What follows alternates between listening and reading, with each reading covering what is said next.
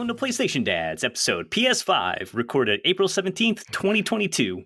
On tonight's episode, we talk about the newest PlayStation and how we got it, our favorite system features and games, as well as the new PS Plus service coming in June. Eston, you know what to do. All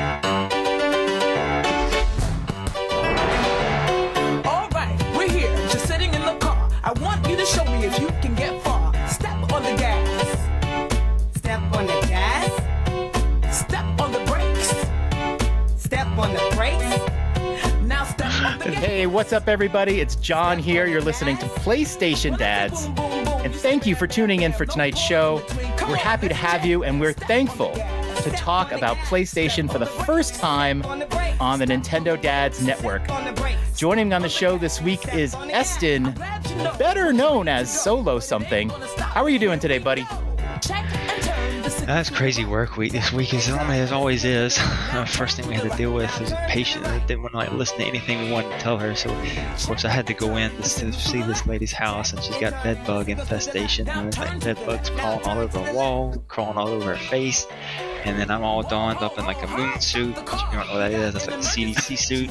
So I told her, like, we're not going to be able to treat this lady. And so it's just, we're going to have to get out of there. It's a terrible situation. But in the end, they all like kind of listened to me. And as you know, I was always, as usual, right. So, you know, I mean, we finally, the lady didn't never listen to us. And she just wanted to sleep with her bed bugs. And so I was right. And we were not going to treat her. Oh my gosh. I've been watching Hoarders this week. And Right. That's what that reminds me of. I've had a lot of those.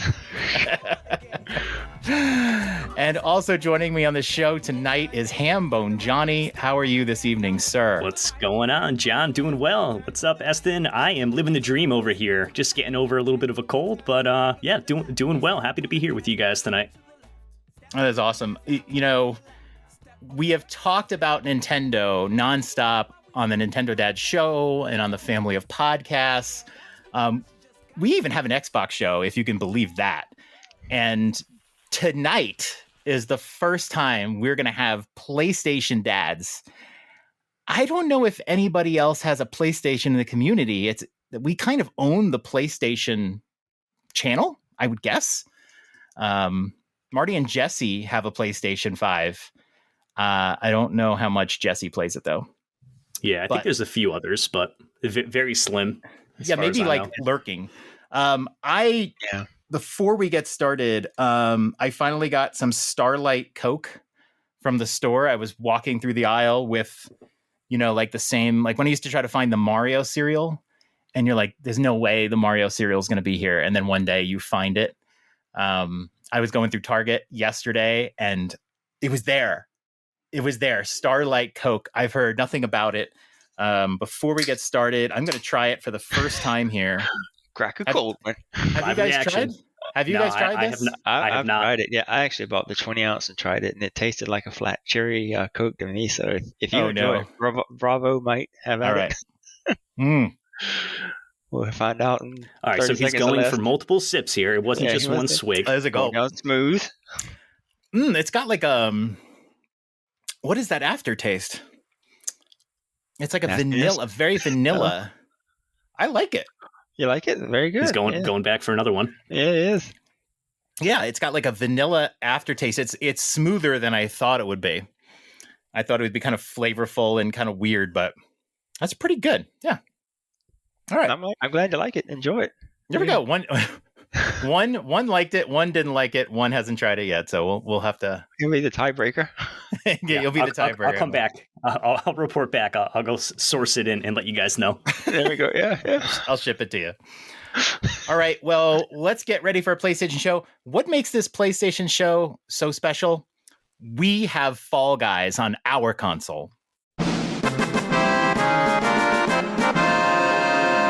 Yes, we do. Yes. Gentlemen, let's just dive right into the show. Little quick bit of housekeeping. I'd like to announce right here, right now, the booty bracket has ended. The final threesome included Kaylina, Samus, and Rosalina. And the booty bracket winner by a lot, Samus Aran. Congratulations, Samus. You are the hottest video game character of all time. What do you guys think of this? Who did you guys vote for? You go I first. think Ryan. I voted for Samus this round. I had Samus? not voted for Samus previously. I was in the Lara Croft camp. Oh my God, me too, man. But I don't know. It's hard with a bunch of Nintendo fans.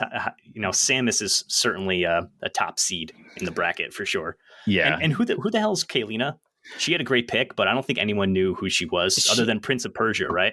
I was worried. Yeah, so she was in Prince of Persia, I think in the PS2 era. She's pretty hot in the game, but like graphically, she's just not up to modern standards. And I was really worried she was going to win because it was like a fan-made graphic that we were using throughout the competition. But she's pretty hot. I was surprised she made it all the way. The way we bracketed it out, though, it ended up with Lara facing Samus. And like I said at the time, that's the final. Like whoever wins this matchup is going to win the whole thing. Yeah. Good call. And that's what happened. Did you, Eston, did you pick Samus for the final? No, I was voting for Rosalina to actually make it in there. I know a lot of people. I know I got in a conversation with Drew on Discord about it and stuff like that. But I've always been saying, I know I posted on there, she's probably a Jedi on the streets and the Sith and the cheats. And so, I mean, I think she's one of those ones that is like kind of like quiet, meek. But yeah, once you get her like behind closed doors and stuff, or get a beer or two in her, I mean, yeah, she really lets loose. And I don't know. I think. Am I in a room with two other gentlemen that say Rosalina and not Rosalina? I say Rosalina. Actually, I say Rosalina. I go back. Okay, you're interchangeable. Yeah, tomato, tomato, what have you? Right? No, Yeah. I'm strictly Rosalina. I don't know where this Rosalina business is coming from. Yeah, yeah. Maybe that's why she lost. Actually, if you want me to speak in my native, like I guess accent, I say Rosalina. So there you go. Okay, Rosalina. Rosalina. I honestly most of the time, they're Rosalina there. I will forget if it's Rosalina or Rosalind. And it wasn't until this booty bracket where I finally have it in my head that it's Rosalina or Rosalina, whatever you want to go with. But she did finish in third. It was like 61% Samus, 27% Kaylina, 12% Rosalina. Now she sounds French. Rosalina. Rosalina. Oh, all right. Mon chéri. Last little bit, we have one entry on the bounty board.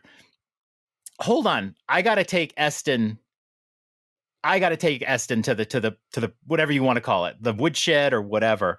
We had a bounty to unlock the entire Forbidden West map, and the only other person on the Dad's Discord that I knew was playing Forbidden West besides me was Eston. Yeah. And this was $10 waiting for you. It was hanging from the tree with no competition. Low hanging fruit. And where were you?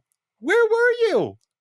I was out like doing side quests and I was being a good chick. I was like, everybody I ran into was like, can you help me do this? Can you help me do that? And then like I was doing photos and I got lost in photo mode.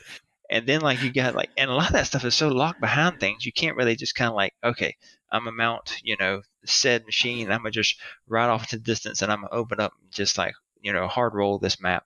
I mean, you got to do certain areas. You got to like, build a tall neck. You got to do this. You got to do that. And so I'm a product of my own demise, I guess. Just I got distracted by shiny objects and people yelling, "Help me! Help me!"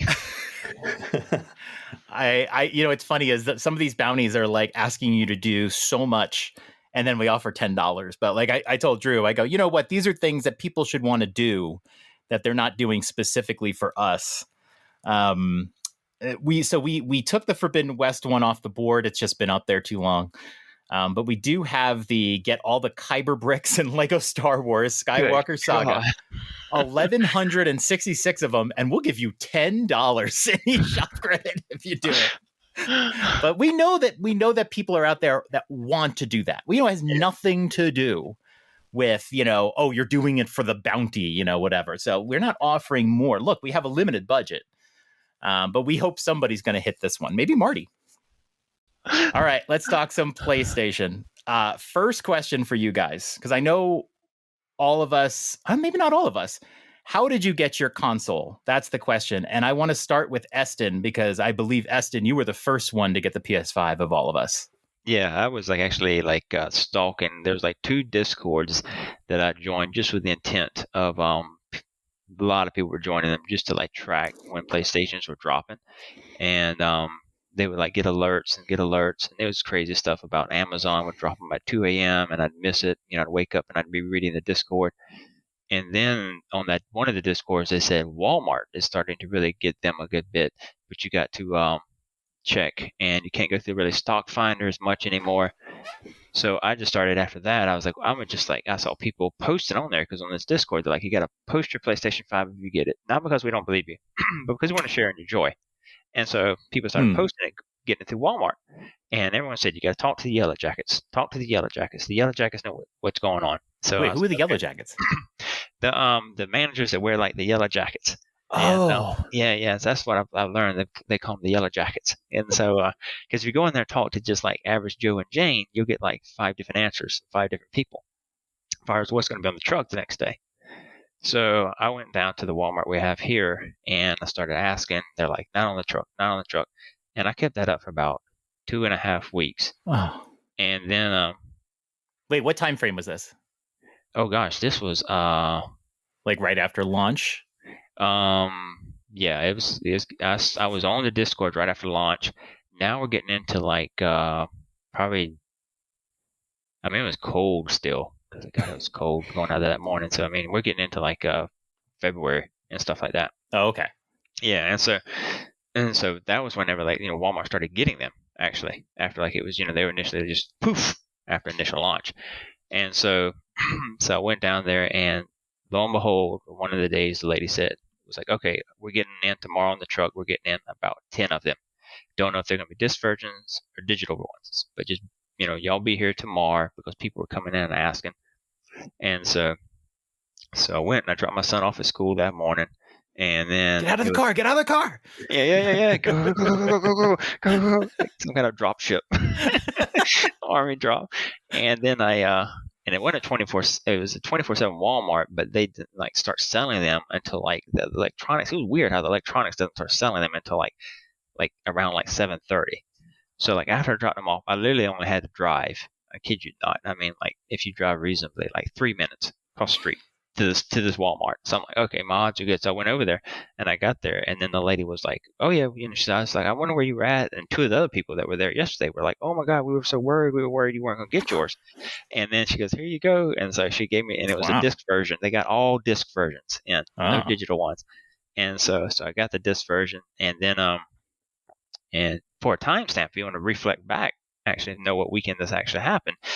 That was on that Friday, and then on that Sunday, Walmart announced that they're going to stop selling them in stores because they're tired of all their customer service managers getting harassed and their truck drivers getting harassed and stuff like that. So I was on like the last weekend you can actually buy them in like a Walmart. Congratulations, you were responsible for that. Exactly. Yeah. I was the jerk. I was the one. I was the male version of Karen. So you got yours you've had yours over a year now, which is awesome. Yeah. Johnny, I think you were the last one of us to get it. And very recently, within the last month. How did you get your PS5? Yeah, within the last month. So I've been sort of on the prowl for the last 2-ish months, I'd say. Definitely, watching stock finders and all that kind of stuff. We got really close with an Amazon pickup, the digital only version about 3 weeks ago. That fell through. And after that fell through, I was like, all right, I'm going to suck it up and start looking at Facebook Marketplace because I was dead set against paying anything above retail. But I'm like, if I really want this, let's just make it happen. So I found a guy close to where I live. Yeah, I found a guy, I got a guy. But he had picked it up from Walmart, and I guess they had recently done a deal where you had to like sign up for their Walmart like extra or like whatever their subscription service was. It's like $200 a year, and you would get like early access to PS5 drops as well as like free shipping or whatever else. So that's what this guy did. Apparently, he had bought one for his son and tried to make some cash back. By upcharging it like 50 or I think it was $75 on top of retail I paid. So that's what I did. I was like, hey man, I would have paid an extra $125 if I had done the membership myself. So I guess I can get down with this. So that's what I did. I met him up at a police station. It was on the up and up. They had a nice little kind of internet sale exchange spot. I don't know if you guys have those where you're at, but Yeah. it's sort of the first time I did one of those things. My wife was extremely nervous. She's like, "What are you doing? Is this like a shady character?" I'm like, "Well, I'm going to be at the police station. If I get shot, they're going to have footage. It's fine." But yeah, it was fine. The guy was real nice. I opened it right there just to make sure it wasn't full of bricks. It wasn't. And I've heard those stories. I've been loving it over the last 3 weeks. It's great. Were there any police officers looking, going, "Oh, PS5"? Yeah. No. Got to confiscate this, sir. I'm sorry. Yeah, sorry. Yeah, My kid's been this looking is for not one. a Let's go. knockoff. Yeah. Suspected drug bust. Yeah. I mean, I love this, that all three of our stories involve just hard, like street level work to get a PS5. I got mine, I think, a couple months ago. It was the week before Forbidden West came out. So I know that came out February 18th. So I think it was I got it like around Valentine's. Wow, I got it around Valentine's Day. So it's been a couple months, but I did the same thing. I had been playing, I talked about this in one of our episodes, but I had been playing Xbox. Xbox has been my system since April 2020. And I've been a Game Pass guy for the most part, but I've bought a lot of games on Xbox. I didn't think I would buy any games, but I've bought a lot. And I just realized that I didn't like any of Xbox's first party games at all. I had Game Pass and, I'd buy, Valhalla, as you know. I was buying all the Life is Strange games. I was buying a couple other ones. But I was like, I don't play Halo, and I didn't really care for Forza. And I played Psychonauts too, but at one point I just ran out of games to play on Game Pass. There was nothing I wanted. And I'm sitting here going, gosh, I have this like backlog of games I want to play, and there are all these PlayStation games. Persona 5 was a big one that I wanted to play. And I wanted to play Forbidden West. And it was just this big list of games. And Ghosts of Tsushima, which we'll talk about later. And I just was like, you know what? I think I want to get a PS5. I've always liked the controller, and, I just want to get a PS5. And so, yeah, for a couple of days, I did the same thing. I stalked Facebook Marketplace. I think the prices were hovering around $600. And I mean, retail is really like $535 if you include tax. Yeah, exactly. Yeah, I think I paid $6 for mine. So I was like, okay, it'll be under 100 retail. I hate doing this. But I just started investigating around to see what price I could get. And I found somebody at about $580, and then they were kind of unresponsive. And then I found somebody selling for $600, but they had like a very sketchy Facebook profile. And I was just really nervous about it. I was like, 95% of these are probably totally legit. But I was like, I do not want to get scammed out of over $500. And I finally found, and I went through a whole bunch of people. I finally found an ad. They were selling it for $530, if you can believe it. Wow. And I was like, yeah, that's all right. Let me write this. I like eyebrows. Yeah, this is weird, but I'll write them. $530, and it was a lady. And I've been doing this sort of stuff for years, and it's like you start to psychoanalyze the language, and you're like, this sounds like a lady. Oh, why are you selling it? And they said, we ordered one from Target. It became available, and my husband's friend had wanted one, so we ordered it. But the friend doesn't want it anymore, so we're gonna pick it up and then sell it. And I'm just like, it's like I didn't tell them, but it's like, if you don't pick it up, they'll just refund your money. I mean, like, you can just cancel it. And then they were unresponsive for a little bit. I was nervous, and then they raised the price. I noticed they raised the price. I got an alert saying they'd raised the price to $580, I think $580. And I was like, actually, that was good news, because it's like, oh, this is probably a real sale, because $530 was ridiculous. You're going to lose money and sell it to somebody that you don't know. Like, what are you doing? So it turned out, yeah, they wanted to make, like, her husband said, sell it for a little bit more than we bought it for. So she did $530, not realizing there's tax. You forgot the tax. So they sold for $580, and I was like, great, I'm sold. And so we literally drove. She said they're going to go to the Target and pick it up and just meet them at the parking lot. And I went with my son because I like to use him as like a human shield. Like, if you have your kid with you, no one's really going to hurt you. That's a tip for all you dads out there. Bring your children. It's a good one. Yeah. Yeah. Nobody's gonna hurt kids. Not for the children. No, Yeah, just carry them, like whatever. I mean, my son's 15, but like carry them. Yeah, it's just a bigger shield. It's fine. Yes, exactly. And so we parked, and I knew what car they were, but we got there before them, so they were running a little late. And I was like, I hope this is legit. And then I literally saw their car pulling in, and they get out. They pulled into the handicap parking. They had a handicap sticker. They were not handicapped. And I saw them get out, and then she texted me, and I could literally see her texting me. And that's when I was like, this is legit. Because Hambone, I was worried about the same thing. Like, am I going to get a box of rocks? And should I unseal it to look like what, Yep. And so she texted me, said they're walking in. And I was like, I see them walking in. Like, this is legit. And then I saw them walk out with the PS5, and I was standing by their car, and it was like beautiful. That's awesome. That's bona fide legit there. So, I mean, I paid like $45 or something over retail. I'm totally happy. Yeah. And I've loved it. So that's pretty cool that a PS5 is this hard to get, and we can literally tell war stories, because we didn't have these stories about the Switch, right? Yeah. No. Okay. So, I mean, Eston, you're a vet. You've had it for a long time. Hambone and I are fairly new. So let's hear it. Like, what do you guys think about your PS5? Let's start with you, Hambone, because you've been playing a lot of Xbox too. Yes. So just pulling the Switch out of this, but you've been playing a lot of Xbox. What do you think of your PS5? You've had it for several weeks now. What do you think? How would you compare it? Like, what do you think? I love it. First off, it's amazing. Comparing it to the Xbox, I think the dashboard, the interface is night and day compared between the two. It's bad. And I mean, bad? Are you saying bad? Because I don't love the dashboard. I can see it going both ways, right? I can appreciate the simplicity that PlayStation brings to the table here. And I do like how you're hovering over your different games. If you've got it selected, but you don't click into it, like it'll bring up the little intro music and the imagery and stuff. I think that's really cool. Kind of gets you hyped for whatever you're about to launch into. Xbox, on the other hand, it's crowded. It's very crowded, in my opinion. There's a lot going on there.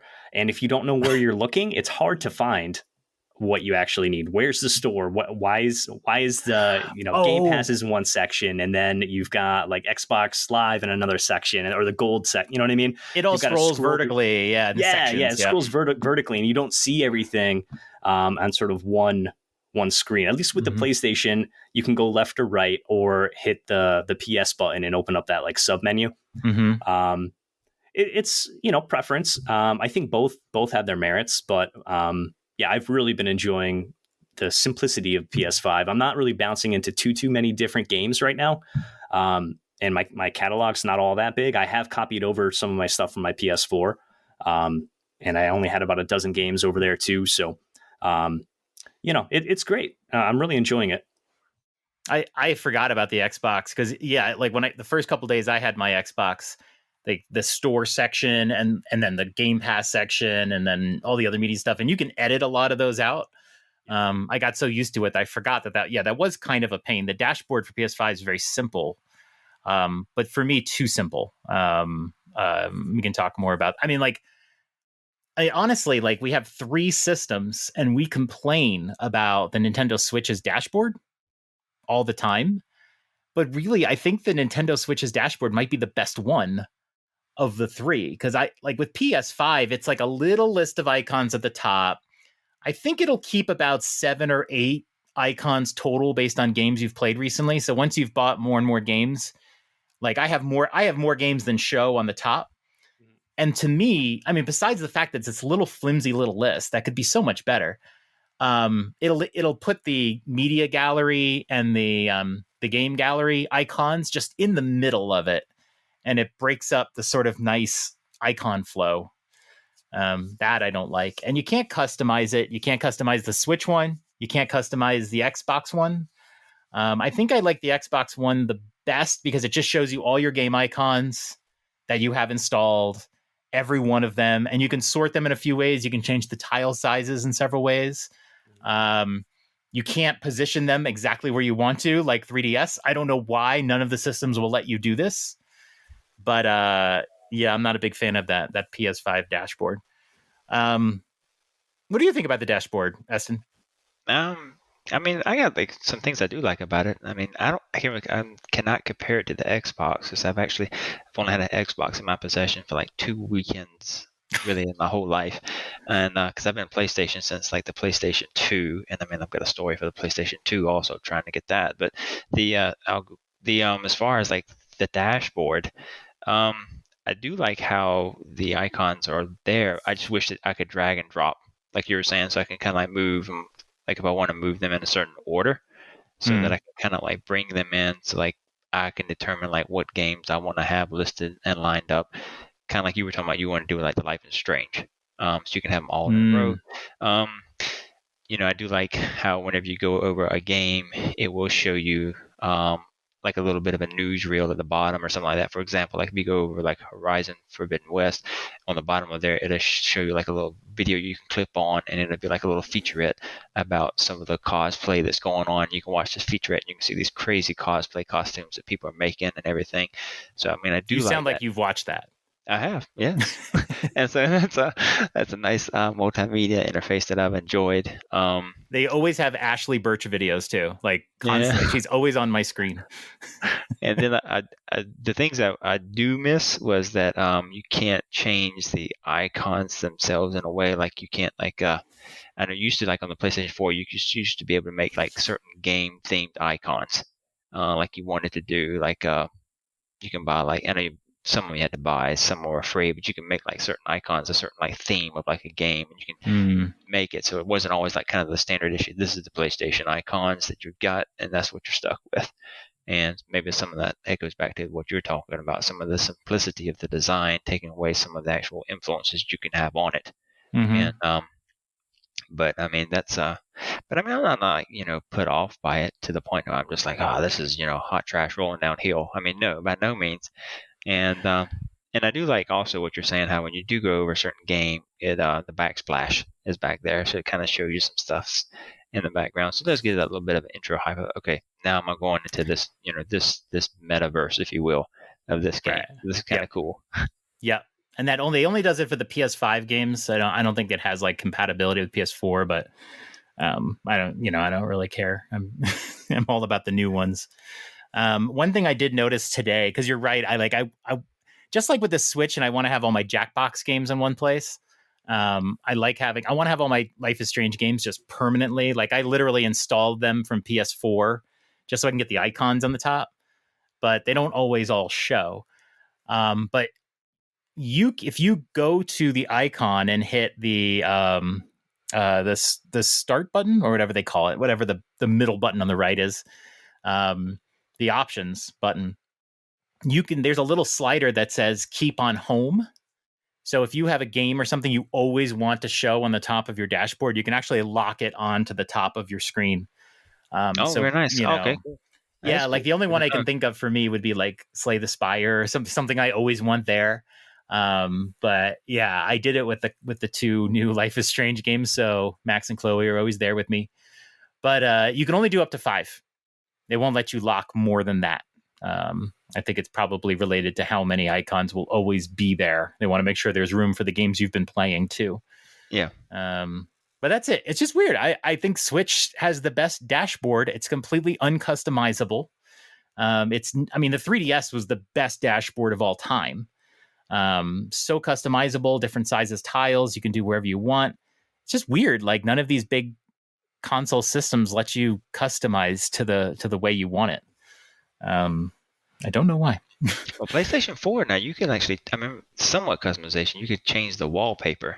You could upload to a thumb drive, like your own personal pics, if you wanted to, and make that your wallpaper and stuff. So that was kind of neat if you wanted to do that. They used to have a bunch of system apps on the PS4 too, but you can like delete most of them.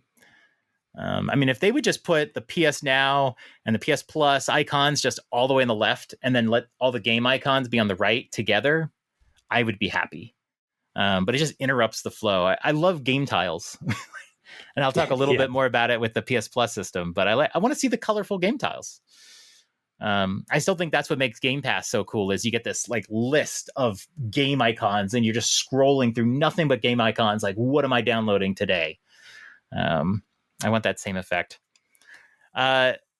So I want to talk about the controller, and I feel like the PS5 controller is the biggest game changer. When we started seeing, and way back when we saw the PS5 reveal, they showcased the controller a lot. And then as game journalists were like talking about the controller or whatever, it was like, wow, like to me, between the two consoles, and I always mean PS and Xbox, like to me, that's when I felt like Microsoft really dropped the ball, because PS5, and the two competitors are building their consoles largely without knowing what the other person's doing. And it's like, this was like that worry you have where it's like, we are going to drop the ball on something. The PS5 controller looks hot. Those analog triggers are indescribable to people who haven't felt them. And it's unfortunately one of those things where not every game is going to take advantage of them. But Astrobot was like, because that was the first game that I played. Astrobot was wild with those triggers. When they first start to like change the feel where you like have to really press down hard or they lock. Yeah. It's insane. Why? Yeah. You will never understand it unless you have it. And like, there's no way you can have that and go, oh yeah, no, the Xbox controller is better. It's like, no, the PS5 controller, the HD Rumble, well, I'm going to call it HD Rumble. The triggers, the two of those things combined with the look of it. And like overall, I like the way it feels better. Just like, that's the one thing that will always blow you away. I don't think anybody could ever compare the two. I have heard some people say the PS5 controller feels a little more uncomfortable. I wouldn't say that for myself, because every so often when I do pick up the Xbox controller, it feels weird in my hands. It feels a little smaller and curved.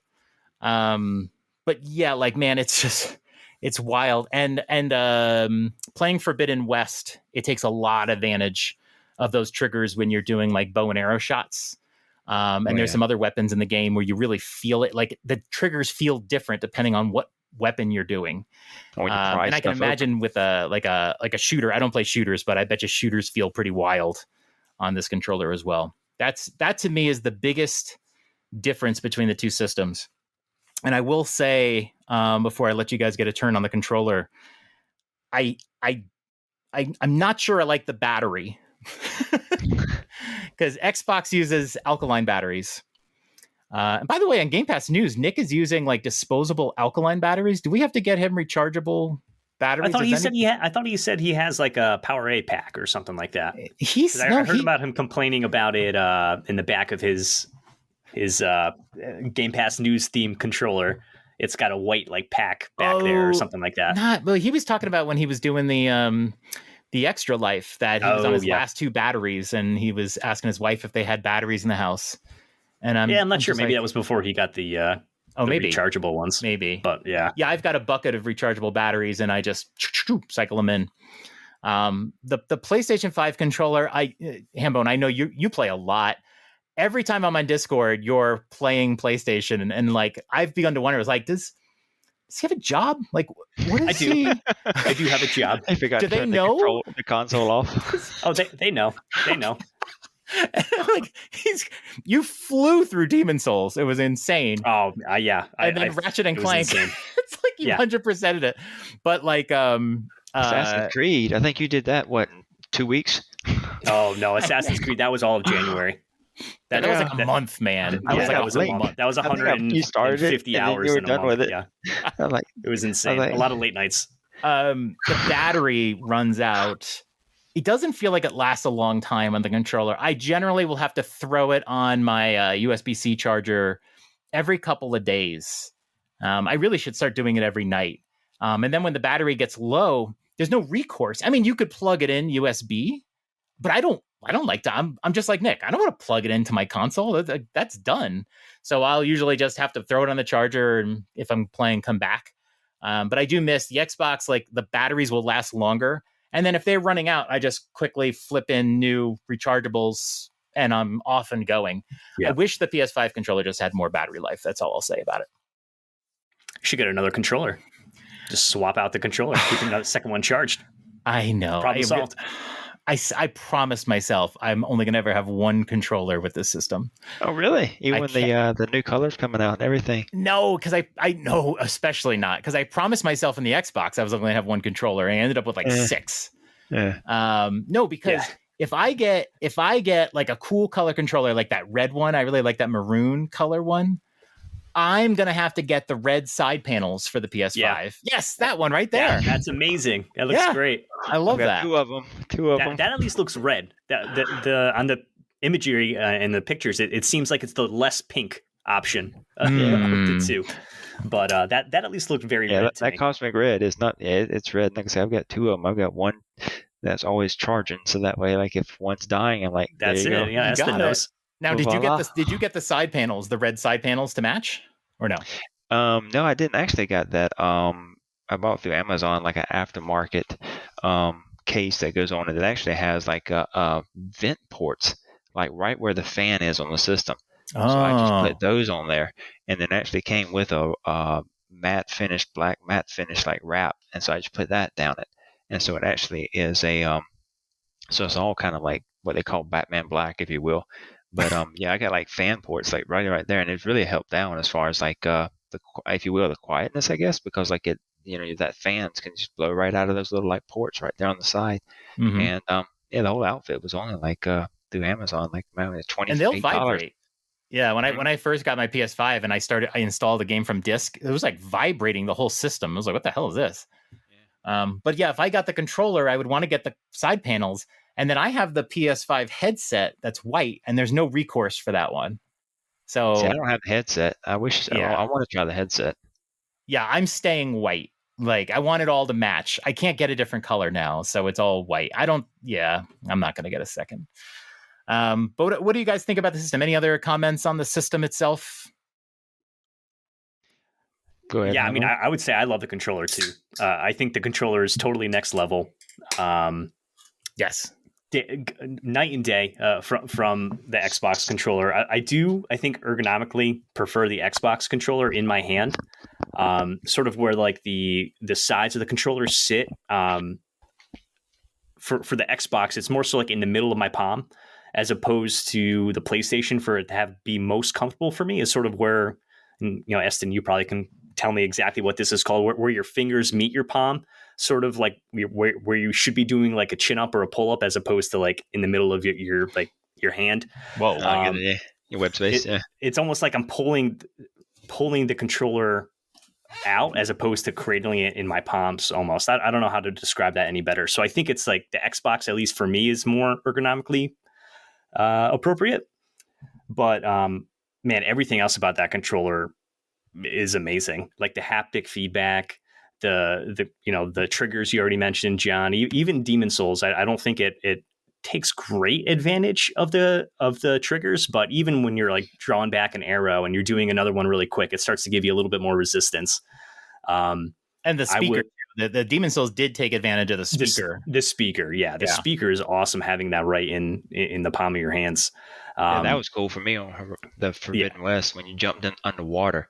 And the speaker, that was the first time I really was like, oh, this is really nice. It really legit sounds 3D-ish jumping underwater. It's amazing. That speaker, you hear the splash and everything. I'm like, this is nice. Yeah, I was playing a Ghost of Tsushima earlier today, and there was a scene where he was riding across a field on his horse, and you can feel the haptic feedback going from the left side of your hand over to the right as he's spanning across the screen. It was like, awesome. Oh my god, this is amazing. So it's really, really cool. I'm enjoying it. The battery, yes, I agree. I play a lot. I've been playing a lot of PlayStation, so yeah, I'm basically charging that battery every day. And I need to get a better way to do it, because I keep just putting it in rest mode, and I feel like that's probably not the most putting what in rest mode, like the PS5, putting the PS5 in rest mode and charging the controller that way, and just probably taking up way too much power. So now wait, how do you charge? You plug it into the PS5? Yeah.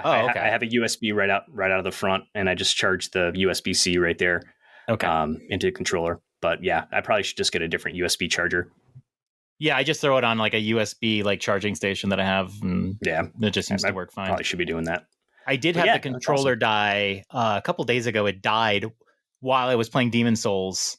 Oh no! And it was like, does it pause the game automatically for you, or is it just like insta death? No, it kept going, and like like you can't just put the system to sleep. You'll come back and it'll kick you out, and it won't save your game. So I happened to be in a spot where I was okay. I had just hit a bonfire. So I put the controller on. I didn't even plug it in. I just put the controller on for like a few minutes. And then I just grabbed it and saved the game and then suspended it and then left it on the charger. But it was like, oh, God.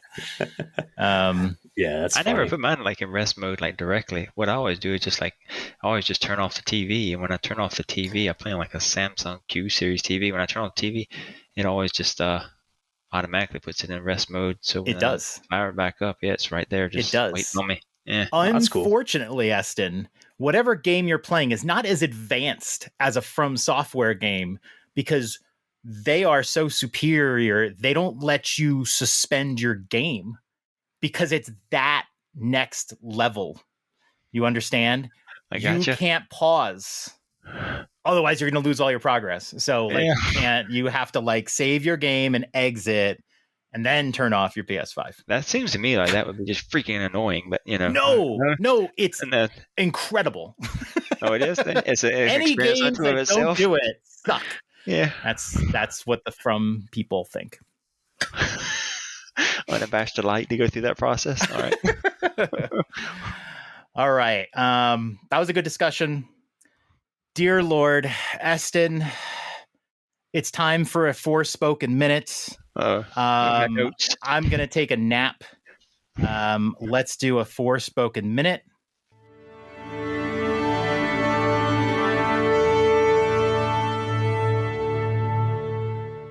I hate you all. All right, Forspoken, a little bit about the plot. It's an open world in a place called Athia. Not sure, I gotta reference how to pronounce it, but it's been affected by a fog they call the break. And the break, this fog, dynamically changes people, animals, and the realms themselves. And so the way they made it sound, reading up on it, was like the further you were out and like more of what you kind of see as far as the prettier areas of the world, people are less infected, and the closer you get to like the actual like in-game bosses, the actual like more infected people and animals are. In fact, you run into almost like zombie-looking things after a while. Two main sorceresses that you're going after that have basically gone astray. Tanta Silver, Tanta Prav.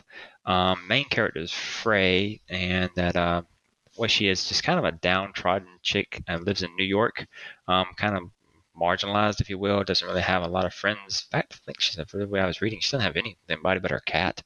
And kind of a Wizard of Oz moment, she's transferred to Athia, and they didn't really do much plot reveal as far as how she's transported there. But when you get there, she is actually, one of her magical powers is that the fog, the break, does not affect her at all. And she gets this bracelet that comes along and attaches itself to her forearm. And the bracelet she starts calling Cuff. Well, the Cuff is actually like kind of a sentient being, so it actually has a voice throughout the game. And it's actually a little bit of kind of like tongue-in-cheek with its sarcastic humor. And so it would actually kind of critique you, how you do in battles, and sometimes let you know when your epic fail, and will guide you through the world. And so in a way, you get to see as you play along how her and Cuff's relationship develops. And Cuff also at the same time will kind of help you understand what happened to this world.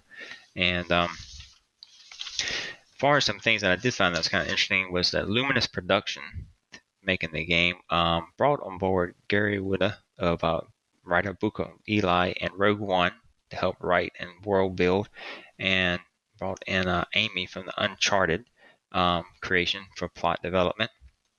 The game will have no microtransactions.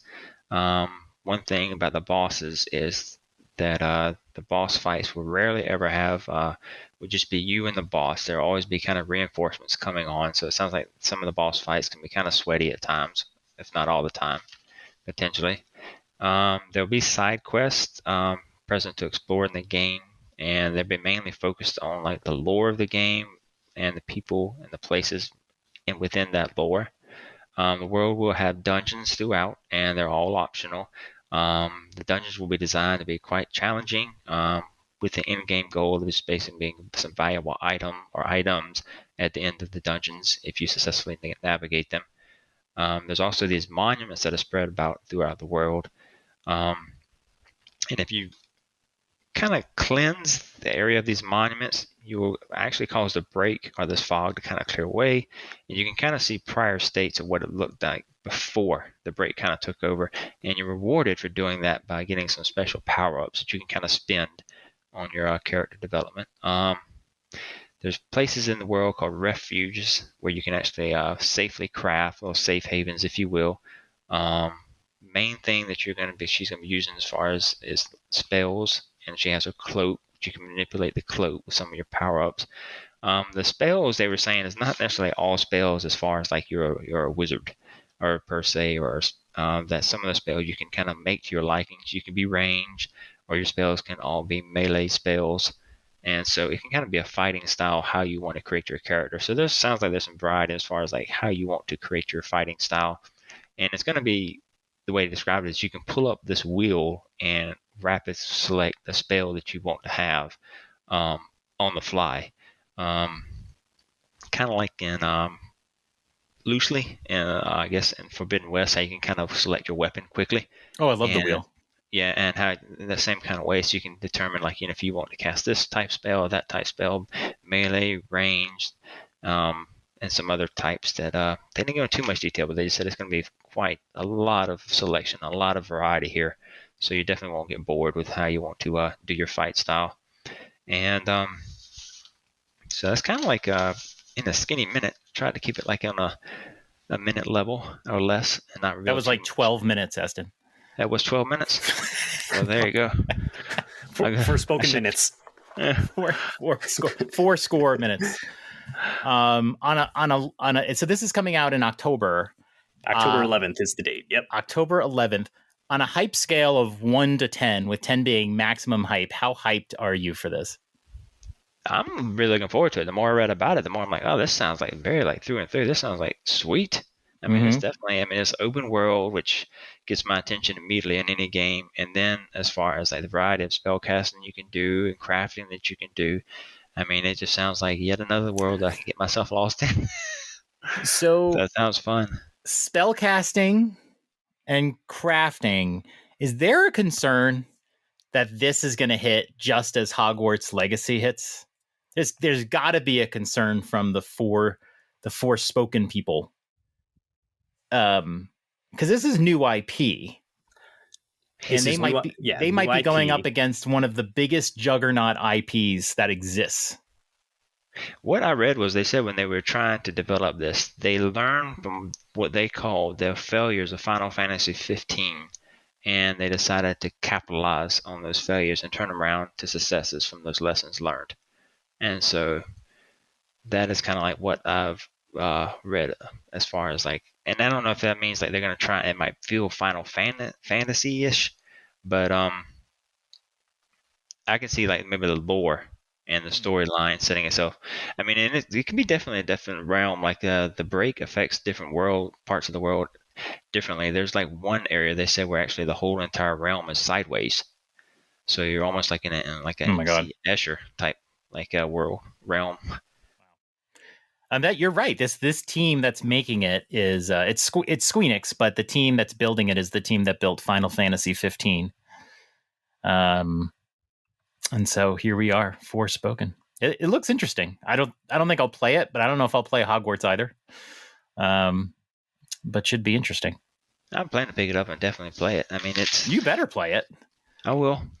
I mean, we gave you a Forspoken minute here. We're not. I know, right? If I didn't play it, I'd be skip it. If I was a hypocrite, and then I would take all my lashings appropriately.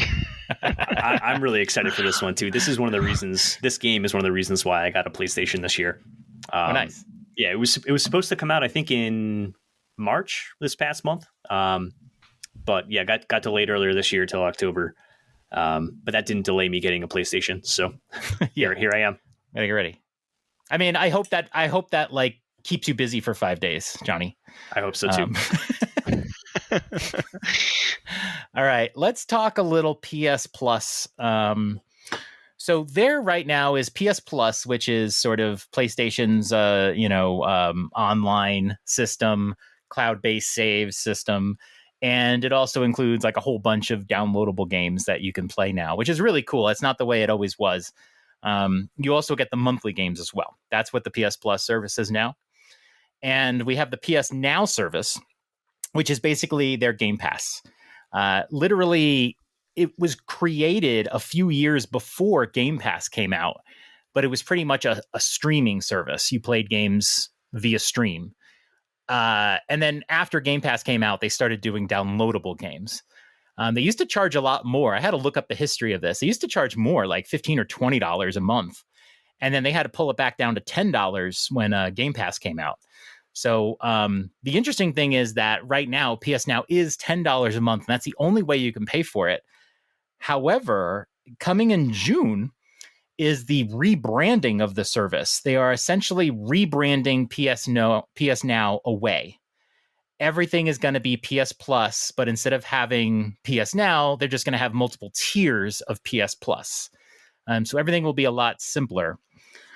There's going to be 3 tiers this coming June. There's the PS Plus Essential, which is basically what PS Plus is now. You get your free monthly games, you get your online, you get your cloud saves. And then they have this little service, this little library of games, which doesn't get talked about, but is an incredible set of games that you can play for free. Like right now, you can play the new God of War, not the new one coming out, but the more recent one.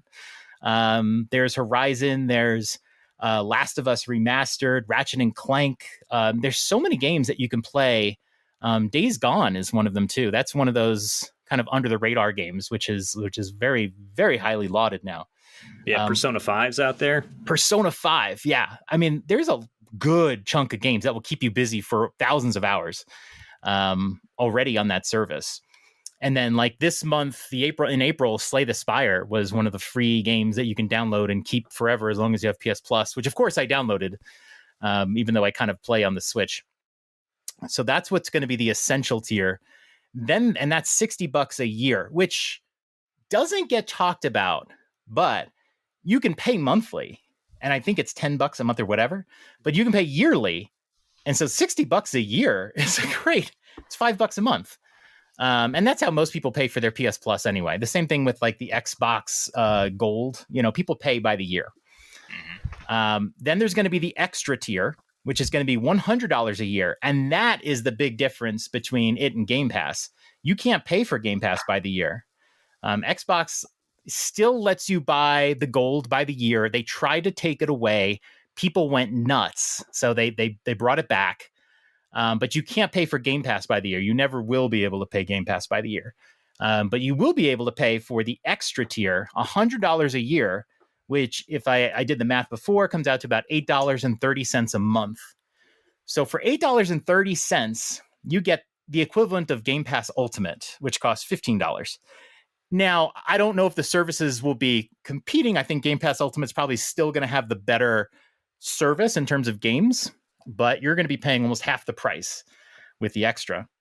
And then there's the premium, which I like to think of as it's like Game Pass Ultimate plus Nintendo Switch Online.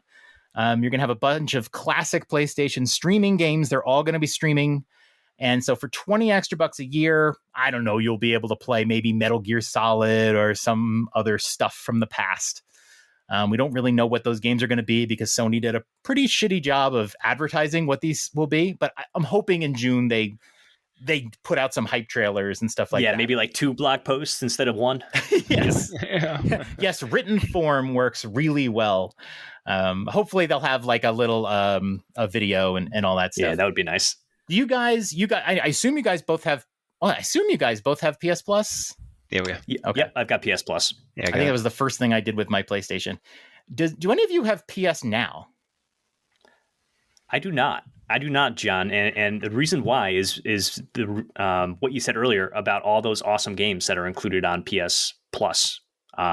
there's a ton out there. You know, I mentioned before I had a PS4, but there's a lot I didn't play.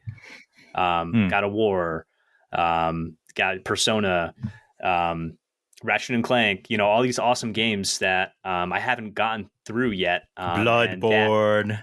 I can't wait for you to play Bloodborne. Yeah, I've got Bloodborne out there too. So I've got all those games I can go through on top of this rebrand and relaunch coming out in June. I'm like, I'm not jumping into PS Now right now. Right. Did you play the Uncharted? I love Uncharted. Yes. Oh, you play? Okay, cool, cool. I was gonna say, please tell me you played that was Uncharted. why I got the PS4 because I wanted to play Uncharted. Okay, good. And so Uncharted 4 is the one that's on PS Plus right now. I think that's the only one. Yes, I think so. I think the remastered might be on PS Now. I think it's on PS Now. I think the collection has the. Yeah, I think PS Now has the collection of the first 3. Yeah. Eston, do you have PS Now or no? No, I just get the PS Plus. Okay. Yeah, I don't get that now. I feel like you know, we've always told Xbox, like, you know, get Game Pass. Like, it's a great deal. And when I left Xbox, when we broke up, a lot of that was because I felt like Game Pass was telling me what games to play. And there was some really cool games on Game Pass and games that I never would have bought that I really liked. But I still feel like Game Pass sort of tells you, you know, you're going to play Tunic this month. And you're like, yes, I'm going to play Tunic this month. And Tunic's a fine game and everything, but I got tired of being told what I'm going to be playing so that I can feel like Game Pass has value to me. And so when I came to PlayStation, I was like, I'm not getting PS Now. I don't want to get locked into feeling like I have to justify a membership and that sort of thing. But I will say that, like, I am going to get PS Plus Extra because I feel like at $8.30, when I'm already going to pay $60 for the essential anyway. So for $40 a year, right? Why not? I mean, I'm at $40 a year is like $3 a month. I'll just get the little extra tier. I'm never going to do premium because I don't give a rat's patootie about classic PlayStation games. I can't stand N64. I can't stand PlayStation 1. Okay. But that extra. So PS Now, I'm on the trial for PS Now right now. And I think I had tried PS Now in the past. Luckily, they let me do a second one. But I tried it when it was a streaming service. I remember trying to play, what's that game? Everybody's Gone in the Rapture. It's whatever.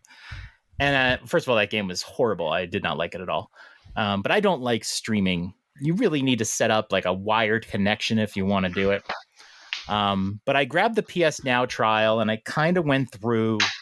I wanted to download some games. The one game I really wanted to download, and this is my first impression of PS Now. By the way, if you want to get the trial for PS Now, it literally takes like 5 seconds. You click the button on the dashboard. It's already got your wallet. It's like, boom, instant. You have the trial available. And when you bring up PS Now, you will get the list, the big wall of games, the way Game Pass does it. So, and I wish they would do that on a web page. Their web page is all text. It's like, show me the wall of tiles. It feels so much better. I want to see what the games look like. But the one game that I really wanted to download and play was The Wolf Among Us. That was a Telltale series game. And they did announce a sequel a few months ago.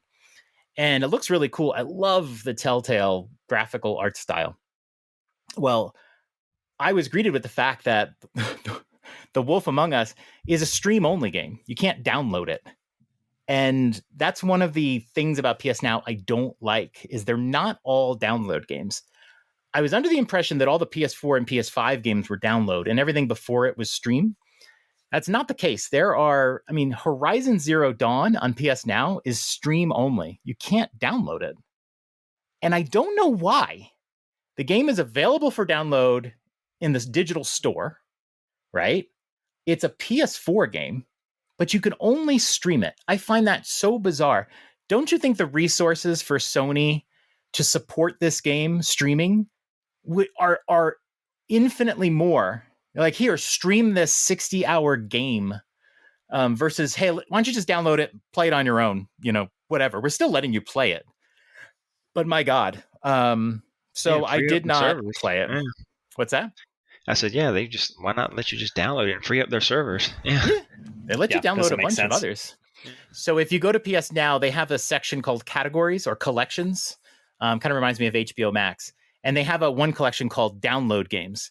And I would really recommend going to that collection and just going through the list of games you can download. It'll give you all the games that they let you download. So much nicer. I tried to play Red Dead Redemption, which I really like, the original. And that's a stream-only game. And I was like, let me just try this. It was a miserable experience. It sounds horrible. It looks horrible. It's a PS3 game. But it was just like, oh my God, like, why would you want to play a 50-hour game like this? But I did download Vampire, which is a Don't Nod game, and Don't Nod owns me. They can do no wrong in my eyes, Don't Nod. So I downloaded that one. I downloaded a couple ones. The one thing I noticed is most of the games on PS Now are much more kid-friendly. They're much more colorful. The wall of icons is really colorful. I don't know what it is about it. Versus I think on Game Pass, there's more grittier games on there. And certainly you don't see those big like day one titles and things like that. I think that's the big thing that's missing from PS Now right now. But they do have an awesome back catalog of games, and a lot of the first party games that are on there. Tiny Brains is a game I'd like to play. That's on there. So there's a bunch of stuff. But then again, like you can download God of War, but you can't download Horizon Zero Dawn. I just find that weird. So the service is just inconsistent right now. And I'm hoping in June they'll fix that and make more of their games, downloadable. Yeah, that's really strange. And I think my other problem with PS Now right now is that are there even any PlayStation 5 games on that service? I could be wrong. I didn't think there were any. I think there are, but you're not going to get like the new top tier. There's no Forbidden West on there. Right. None of that. So there might be, but it's going to be like a handful of some exactly. little game. Yeah. So I'm hoping, once the relaunch in June comes around, we get at least some more meaty stuff from PS5. I'm definitely interested in playing Miles Morales. I would have bought that. It's on sale all the time, but at this point, I'm just going to wait till June. And, when I get PS Extra, I'm just going to play it there. Yeah, it was funny. I bought the physical copy of it finally after having the digital one. I was like, I'll pick up the physical so that way it's like got my friend, he wants to borrow it and stuff.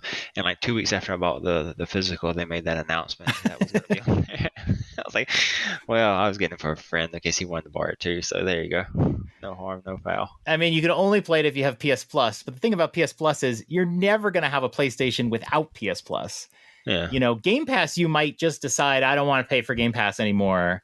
But you still, you still need the online, and you still do the online service. So it's like, for as long as you have a PlayStation, you're going to have PS Plus. So you're going to have Miles Morales. It's going to be there for you. And that's interesting you mentioned that too, because I've run into a lot of people like in the community, and then I've seen like comments on other Discords that I'm on where people have said, okay, well, I might renew my Game Pass. Okay, well, if they put that on there, I'll renew my Game Pass. So I see a lot of comments from people, and in real life people I talk to, and they're like, yeah, well, if they put such and such on there, then I'll go back and I'll renew my Game Pass.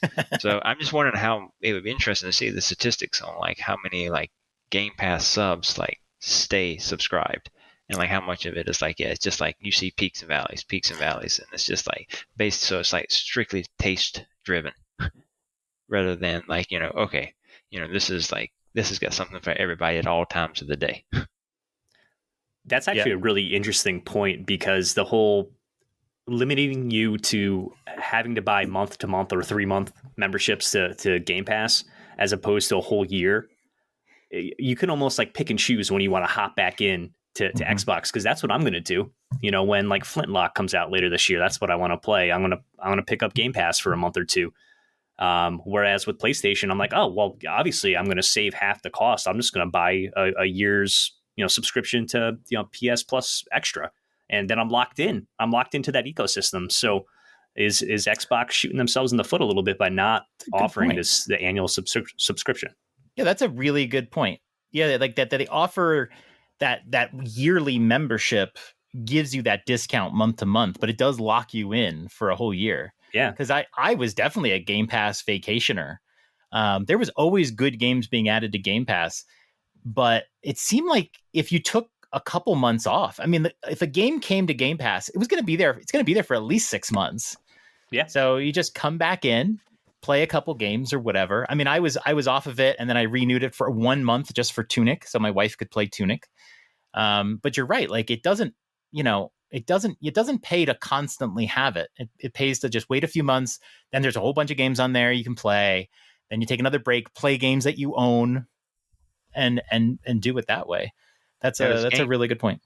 Does Game Pass like give you like the big sales on the same level? Like if you like when you see these sales like Sony runs, and it's like if you if you get a PlayStation Plus membership, you get like 60% off this game or like 75% off that game. Does Game Pass still have that? There are exclusive deals if you have Game Pass to buy those games, which is great. I mean, it makes sense, right? I mean, you're getting the game for free, so it's like, well, if they want to pay half the price, we'll take it, right?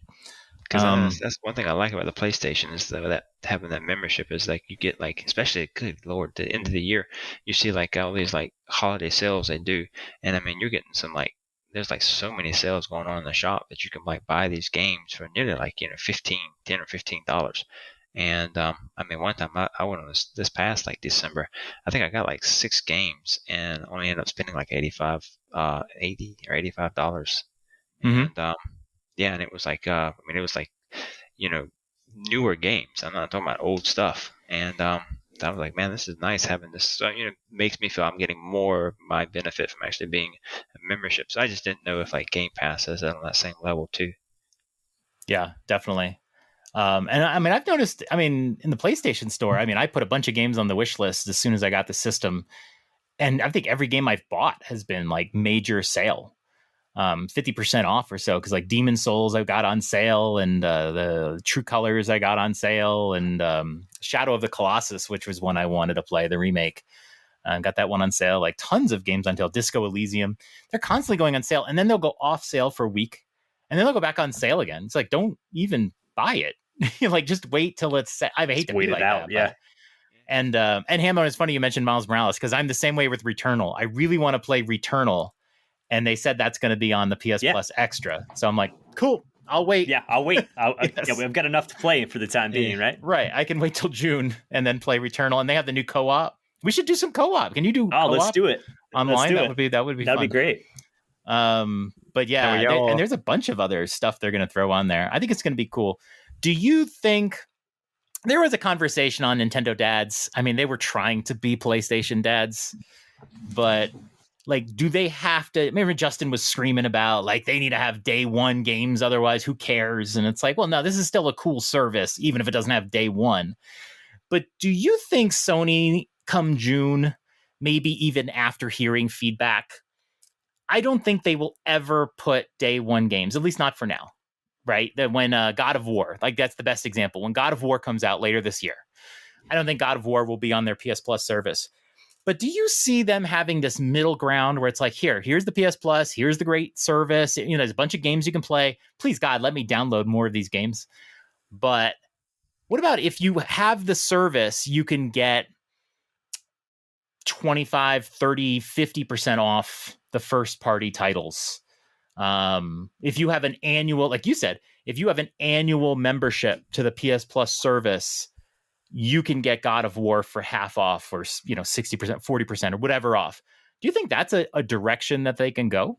That's a lovely move if they do that, because that would like really entice people, especially if you're already in the PlayStation ecosystem and you like look forward to those games that are coming out that are like, of that realm that you like to play in, and you've been eyeballing them. Yeah. I mean, that would be like the move in the right direction, I would say, for sure. Yeah. I mean, you're not giving the games away, but you're incentivizing and giving a big discount. So it's still a great savings. You're rewarding them for being a fanboy. Right. Yeah. Yeah. Yeah. Do you see them giving away? I mean, what's like Demon Souls Remake, right? That was a launch game. So it's older in the tooth now. It's over a year old. Mm-hmm. Maybe they throw that on the service. So it's like not day one, but hey, you're getting maybe Sackboy, one of those games. Like they're already putting Miles Morales on there. So maybe throw some of these other ones on there.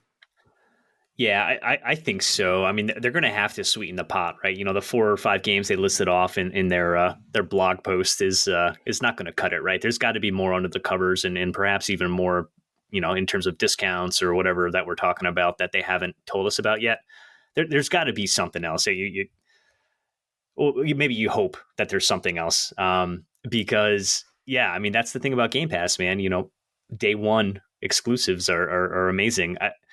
Unfortunately, I don't think PlayStation is in a spot where they have to do that, right? They've got their PlayStation loyalists.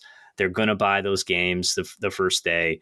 I think for somebody like me who, yes, I had a PS4, but I haven't really been very much involved in the PlayStation ecosystem over the last, few years, it's going to give me a great opportunity to catch up on a lot of the stuff that I missed, and even stuff from the early days of the PS5 that I haven't gotten to yet. So that's what gets me so excited. I don't know, on the flip side, somebody who's been plugged in for so long, if they're going to get that same amount of value out of it as we hope. Right. Exactly. Yeah, it's going to be interesting to see. I think they have a lot of wiggle room with where they can go, and I agree with you. They don't have to. I still feel like Game Pass was really a response from Microsoft that they were far behind among the 3 major consoles, and they really needed to think outside the box and do something different. I think it cost them an extraordinary amount of money to do. I think people forget how much money it takes to make games. Like, you always hear from like Xbox fans, and I don't blame them. Like, oh, we're going to get Call of Duty on Game Pass. Oh, we're going to get this game on Game Pass and Starfield on Game Pass. Who's buying these games? Like, I mean, these games cost a lot of money to make. You can't just give them away. And I think Sony recognizes that, and they don't need to do it. And the same with Nintendo. They could make a service and give them away, but they don't need to do it. They sell their games well. Xbox has never really sold their first party games well. Most people can only think of Halo if you ask them what are the Xbox first party games, like Halo, and then what else? I don't know. So they kind of had to do it. And so I think if at any point Game Pass starts having some effect on Sony, like maybe you start seeing PS5s on shelves and people aren't buying and sales are going down or whatever, they can transition and just start doing day one on their service and just go with that route if they ever want to. But clearly, based on their number, they sell 20 million of pretty much every game they put out. And their first party games, I have to say, are incredible right now compared to Xbox. Insane. Yeah. I mean, that's a great point, John, because Sony doesn't want to get too far ahead of themselves, right? You can't pull back.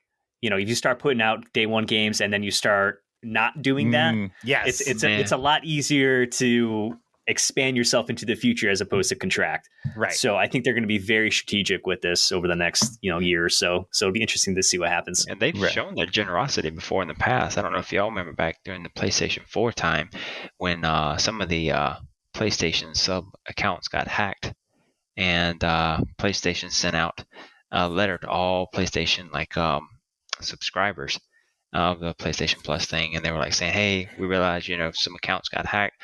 We apologize for what's occurred, as are saying we're sorry for that. You can go online and you can choose, and I think if I remember right, they did this twice. You can choose one of like X amount of these, from this selection of games for free, and you can just have that game for free. You can download it, and it's your digital copy for free to keep. And if I remember right, they did that for 2 rounds of sets of games. And as far as them saying, sorry about that, our bad. And that's awesome. They've shown generosity, and so they've shown that they far more capable of doing more if they wanted to. That's awesome. Yeah, and even like I said before, the PS Plus little mini library of games to download. Yeah. I mean, just by itself is incredible, especially if you haven't played some of these games. Last of Us. I'll tell you my top 10 games of all time, and The Last of Us is in the top 10. But just objectively, The Last of Us might be one of the best games ever made. It's just incredible. And then the follow-up to it, hopefully they'll put that on that library at some point. But there's just an incredible library of these huge, like, single-player games that you can play on there. And you don't even need PS Now or anything like that. But that's awesome. So I'm going to interrupt this talk about PlayStation. And this is the part of the show where we call out Game Pass news and we trash talk Xbox for about 30 seconds. So let's go. Quick resume would be great if it worked sometimes. Alkaline batteries power your controller? Really? Can you even have platinum, brah? Where's Bloodborne on Xbox? Nice I forgot. 30 frame rate on It's Tomb not Raider there, Whackbox. And Phil Spencer, what kind of name is that? I mean, come on. Does your controller even have a trackpad? I can't wait till Halo Infinite is finally done in 2025. And if I had $1 for every time Xbox Live went down, I'd buy a gaming PC for real. You're only cool if you can't find the console in stores, Series S, Series X. How about Series Lame? All right, that was fun, guys. So we're going to talk about what we've been playing. But first, we have a message from our sponsor, Manscaped. Fellas, a new season is on the horizon. Have you started spring cleaning yet? Or are you going to be the last of us? Your sack boy needs cleaning, and it's time to tame your Spyro the Dragon. Spring has sprung, and the global leaders in below-the-waist grooming have the best tools for cleaning your solid snake. No cuts, no scrapes, no blood borne. Don't let your man parts go uncharted. Time to clear out your Aloy bush and join the other 4 million men worldwide who trust Manscaped on their Ratchet and Clank by going to manscaped.com for 20% off and free shipping with the code NINDADS. Yes, the code is still NINDADS. It's not PS Dads, it's NINDADS. All right. Let's find out what we've been playing.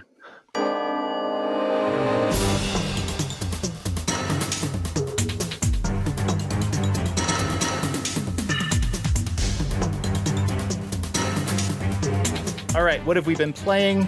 You guys are our guests. Eston, what have you been playing?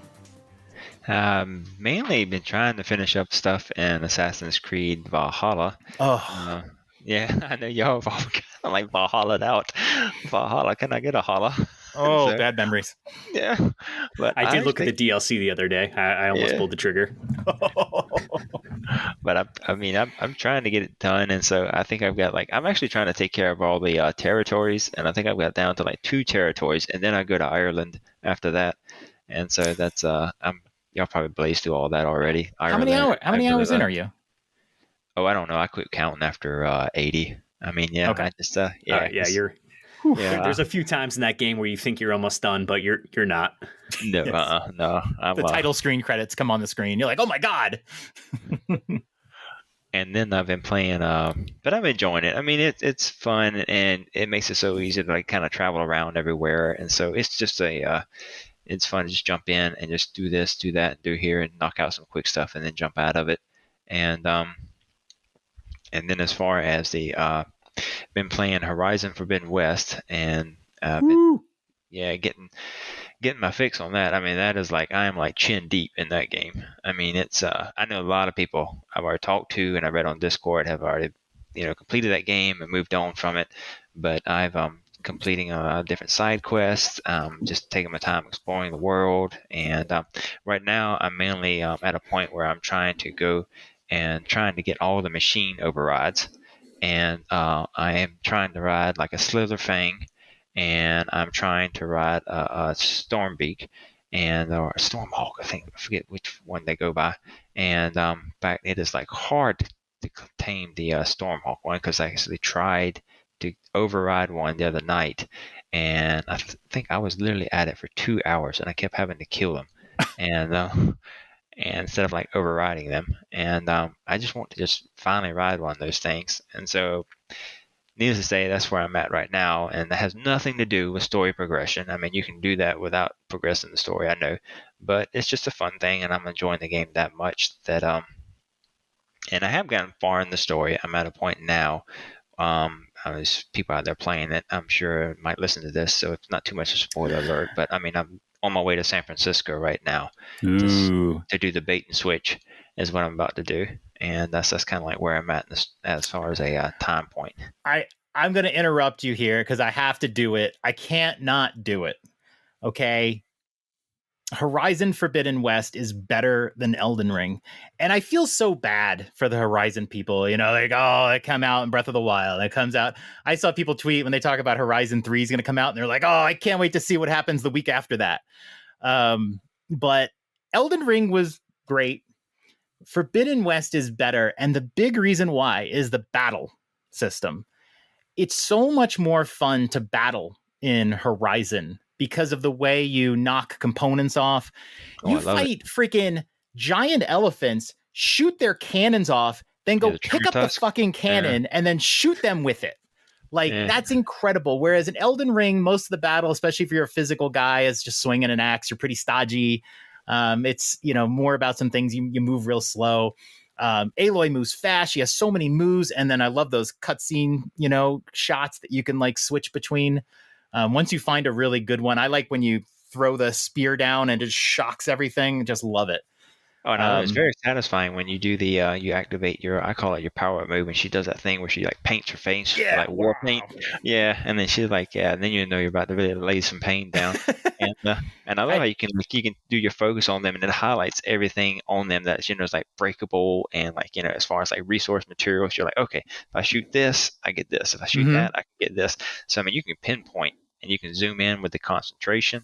I mean, it's such like, just as far as like battle combat goes, I'm like, oh, this is just like, this is awesome the way they dialed this in.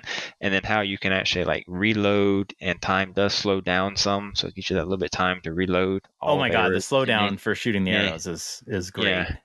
And when you like scan an enemy, kind of sort of like Metroid Prime, but when you scan an enemy, you can look it up in your journal, and you can pause the game and you can sit there and read it while you're in the middle of a battle. Oh yeah. Oh wow. Like, pause. Yeah, you can actually pause. Oh my gosh. And the photo mode, by the way, is great, but I don't want to get into that. Oh, I've done the photo mode. People probably with Discord are sick of me with photo mode. But you can analyze like the page of like the tremor tusk, for example, and go through each little part that you can break off. It'll highlight it on the enemy, and you can strategize.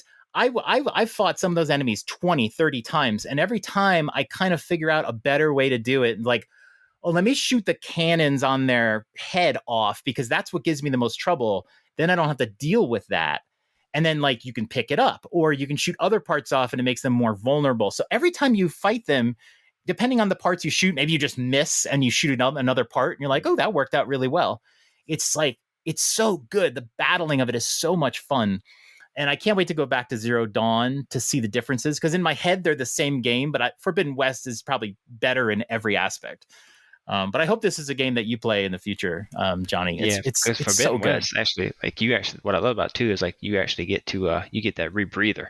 So you actually now you can swim underwater, and you run into like the Tide Ripper right there, and I mean it's just like that's even opens up another world. So now once you do that, you can just kind of swim about all you want to swim, and so so I'm just I can't get enough of that game. And so when I saw they were announcing like, you know, they're definitely going forward for the third one, I was like, yes, please make this a cornerstone. When you finish the second one, you'll have known there are going to be a third one. But it's so good. It's so good. I hope people eventually go back. A lot of people stopped playing. I know Kit and Chris did.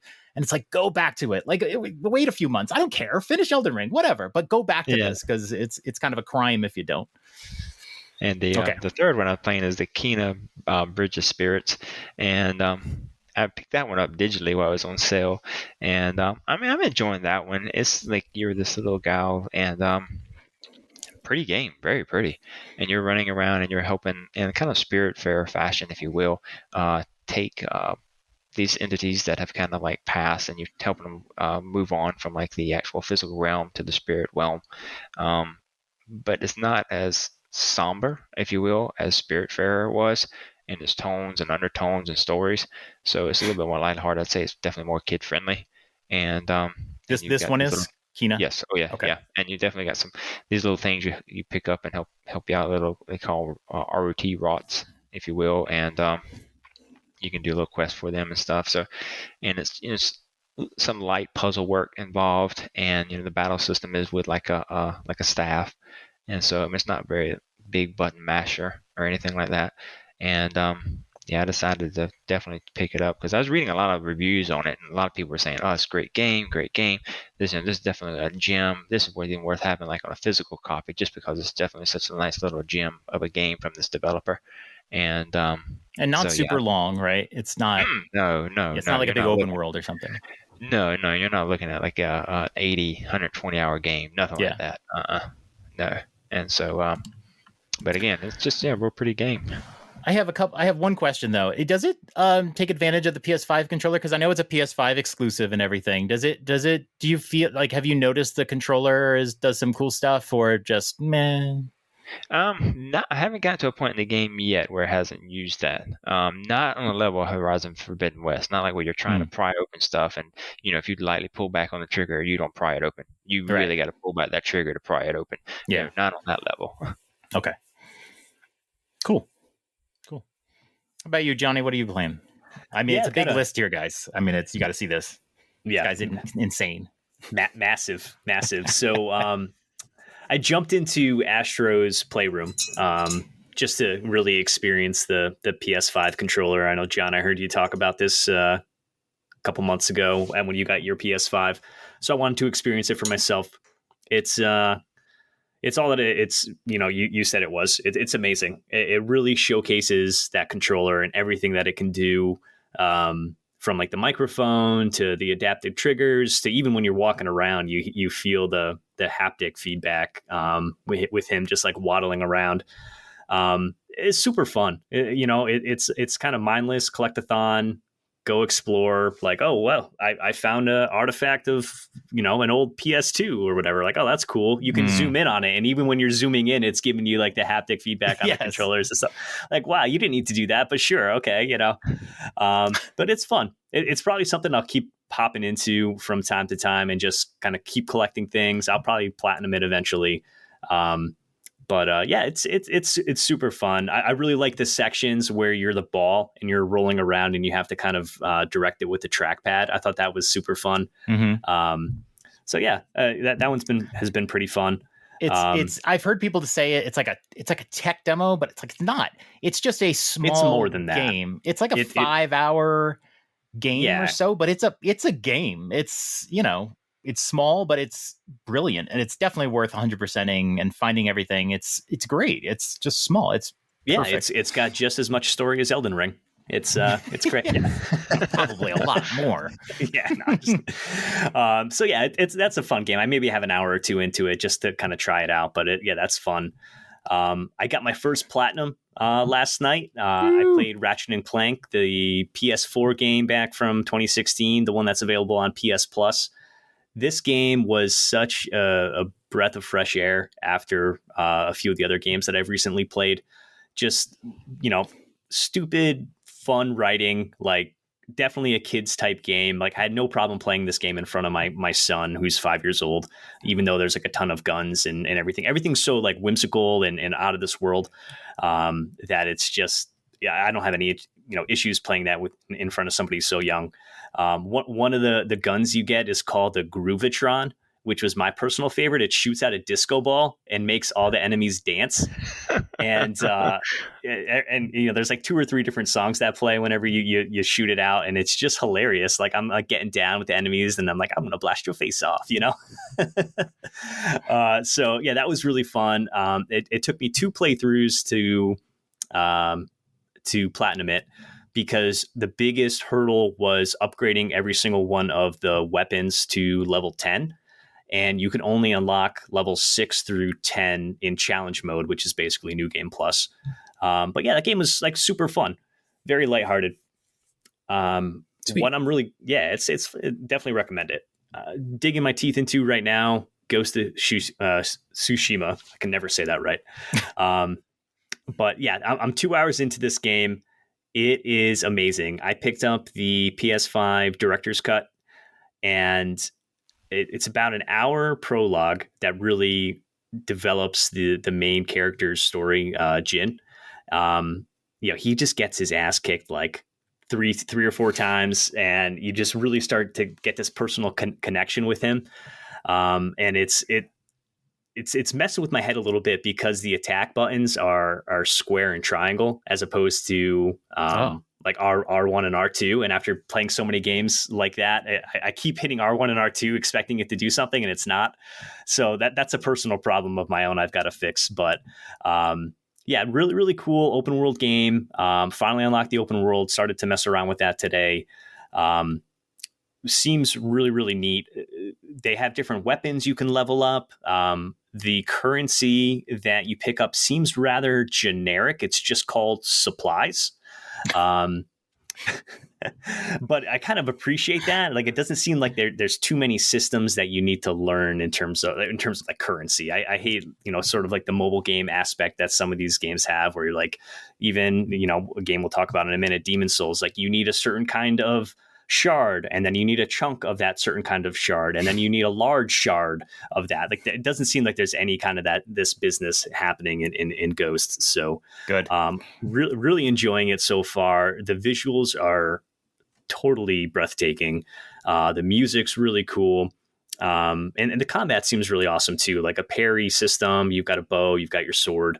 You've got different skills you can learn over time. So you like earn attribute points. You can assign them as you will.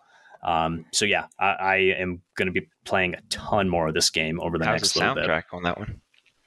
Really good. Really good. It is good. Yeah. I wondered what the soundtrack was like in it, considering where it's all kind of taking place and stuff like that. It's definitely really like soundtrack. feudal Japan type of music, but it's perfect for the setting.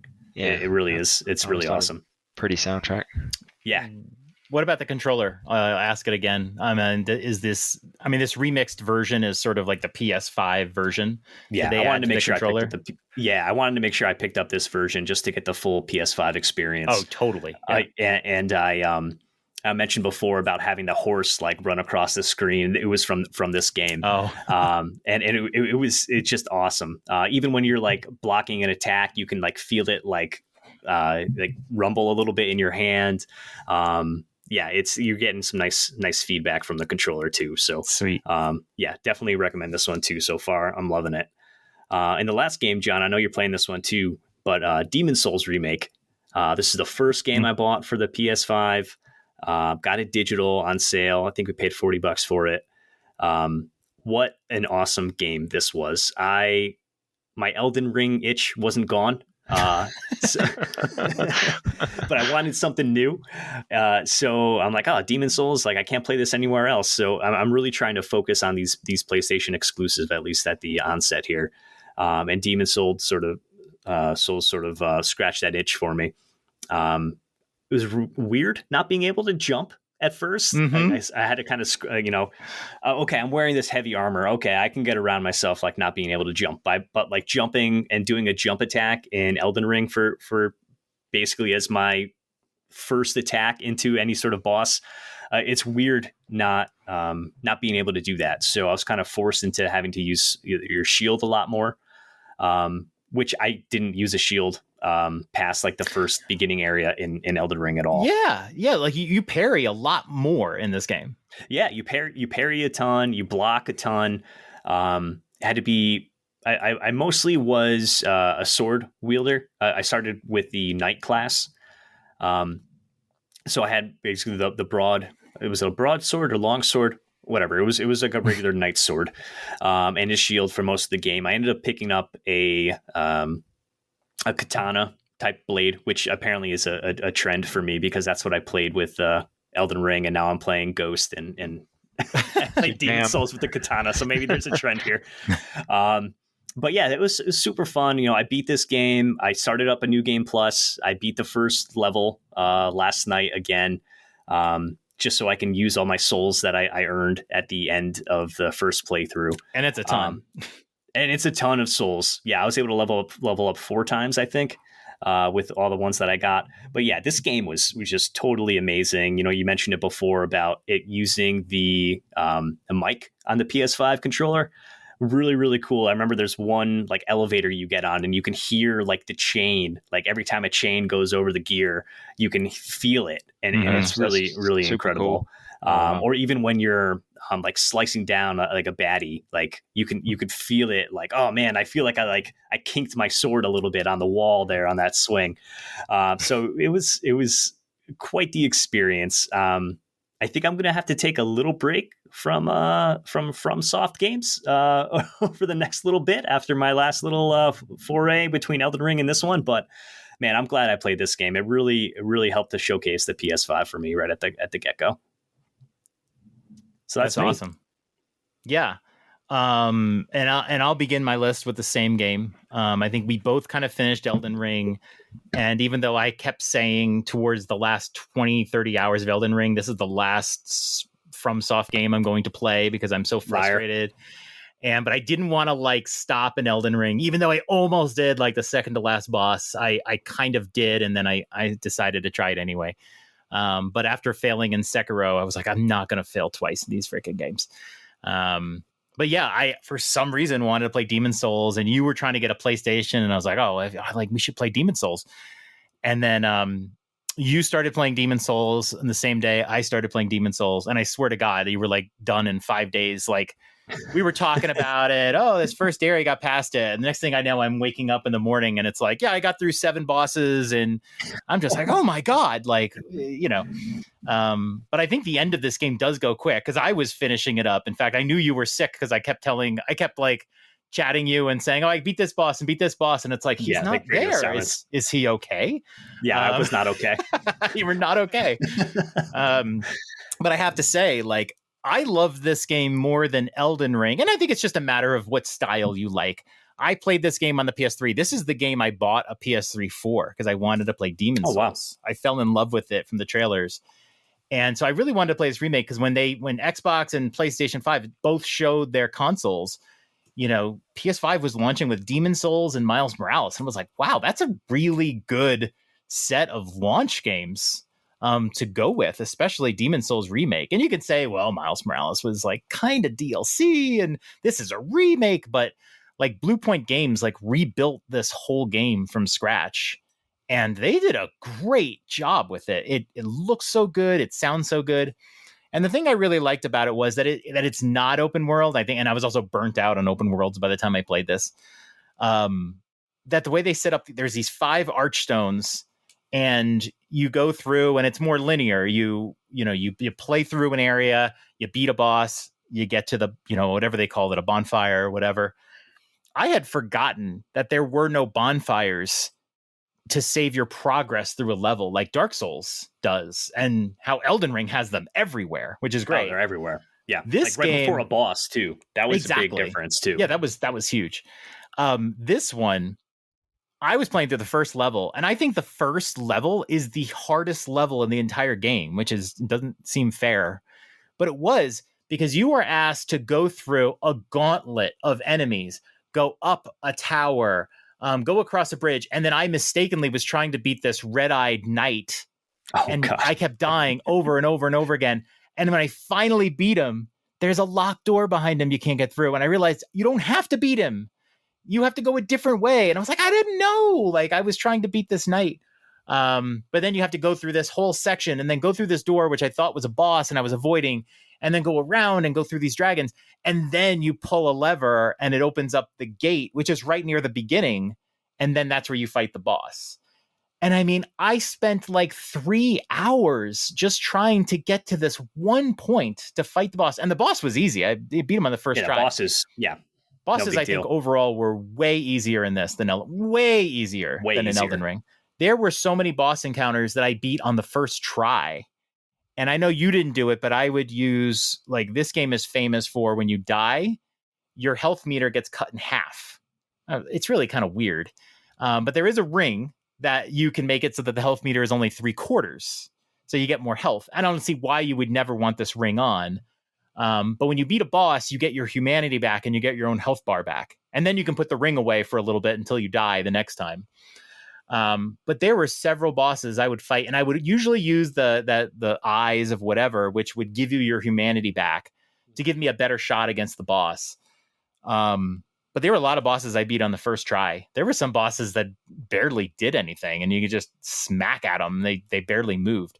So it's not as punishing then as Elden Ring. No, but the levels are harder. Yeah. So like Elden Ring, I think getting from boss to boss can be a lot easier, and the bosses will keep you at bay for like a couple hours. This game, getting to the boss is the hard part. But the bosses are easier. And I think there's a reason why. It's because there is no save point. If you get to a boss, I mean, sometimes you had to run through I could try a boss and I would die and die as I got there, going through all these enemies. You try to run past them, but sometimes you can't. And it takes a long while too. So if the bosses were really hard, I think it would be very easy to quit on this game because it's like hard enough just to get to the boss and the boss just whoops you. Whereas in Elden Ring, there was a save point right before the boss. So you could die a million times to the boss, but at least you didn't have to do anything to get there. Yeah. I felt like I could upgrade my weapons safely through the game. One of the things I didn't like about Elden Ring was I got married to a weapon because of all this, what was it? The smithing stones. Yep. That could be hard to find until you get the ball bearing that lets you buy them. But the ball bearing was like always really hard to find. I mean, you definitely need a guide to figure out where they are. So like I would invest in a weapon and level it up. And it's like, I can't use another weapon. I don't have any smithing stones to like upgrade this weapon. Whereas in this game, I had an axe. The axe that I started with as a ranger is the axe I had the whole game. But I leveled it up to, I think, +6, and that was the max. But if I ever wanted to change weapons, you got the weapon, it was pretty decent. And then you could, you can go and grind to get the stones you need to update it. I thought it was a little weird that most of the time those stones were just those little flashy little worms on the floor. The newts. Yeah, the shiny newts. It's such a weird place to get them. But if I wanted to change to like a katana like you had or a sword or something, you get a pretty decent starting sword, and then you can just level it up again. So I just stayed with the axe, and I was pretty happy with it. They do force you to use some different weapons. I had to get a pointy sword for that mine area. Yep. But like, if you get stuck in an area, you just go to a different archstone and you fight. And it was kind of funny because I beat the 4th level of Archstone 1 had that king guy that I guess was the hardest enemy in the game. And I happened to beat him on the second try just because the way my build was and, using parries and ducking. And then at the end, I had beaten the first 4 Archstones. I went to the 5th and they were just like, the bosses were all like one shot done. And then the game was over. There's no like final boss. You just have to clear all the Archstones. But I had so much fun. It took about 25 hours to get through. A bunch of those hours were probably me just not knowing where to go, especially that first level. And then the swamp area. I could totally play this game in under 20 hours, probably. And it motivates me to. I mean, play it as a magic user or something. Whereas in Elden Ring, I would like to play it again as a magic user. But it's such a long game. I can't see myself getting through that in 10 or 20 hours. I still would need to grind. I'd still have to go find that stupid bird and level up. It's still going to take me 40 hours. So I can definitely see coming back to Demon Souls and playing through this game again or doing a New Game Plus or something. Really, I think anybody who played Elden Ring and likes it, if you have PS5, give this one a go. It's different. It's just way more lean and efficient. You go to the hub area, everybody's there.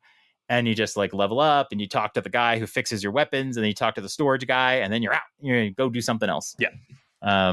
Did you use magic or anything throughout the game? Not one time. No incantations, no spells, no nothing? I started with 3 different characters. I started with a magician and they were just too spongy. They were nothing. I get killed in a second. I didn't like it. And then I tried the Knight Templar or whatever. And I didn't like his weapon. It was too slow. And then I did the Ranger and I was like, okay, this feels good. I have a bow and arrow. I use the bow and arrow a lot. But I mostly stuck to my axe. And I got the good shield in the beginning, the heater shield, which blocks all physical attack.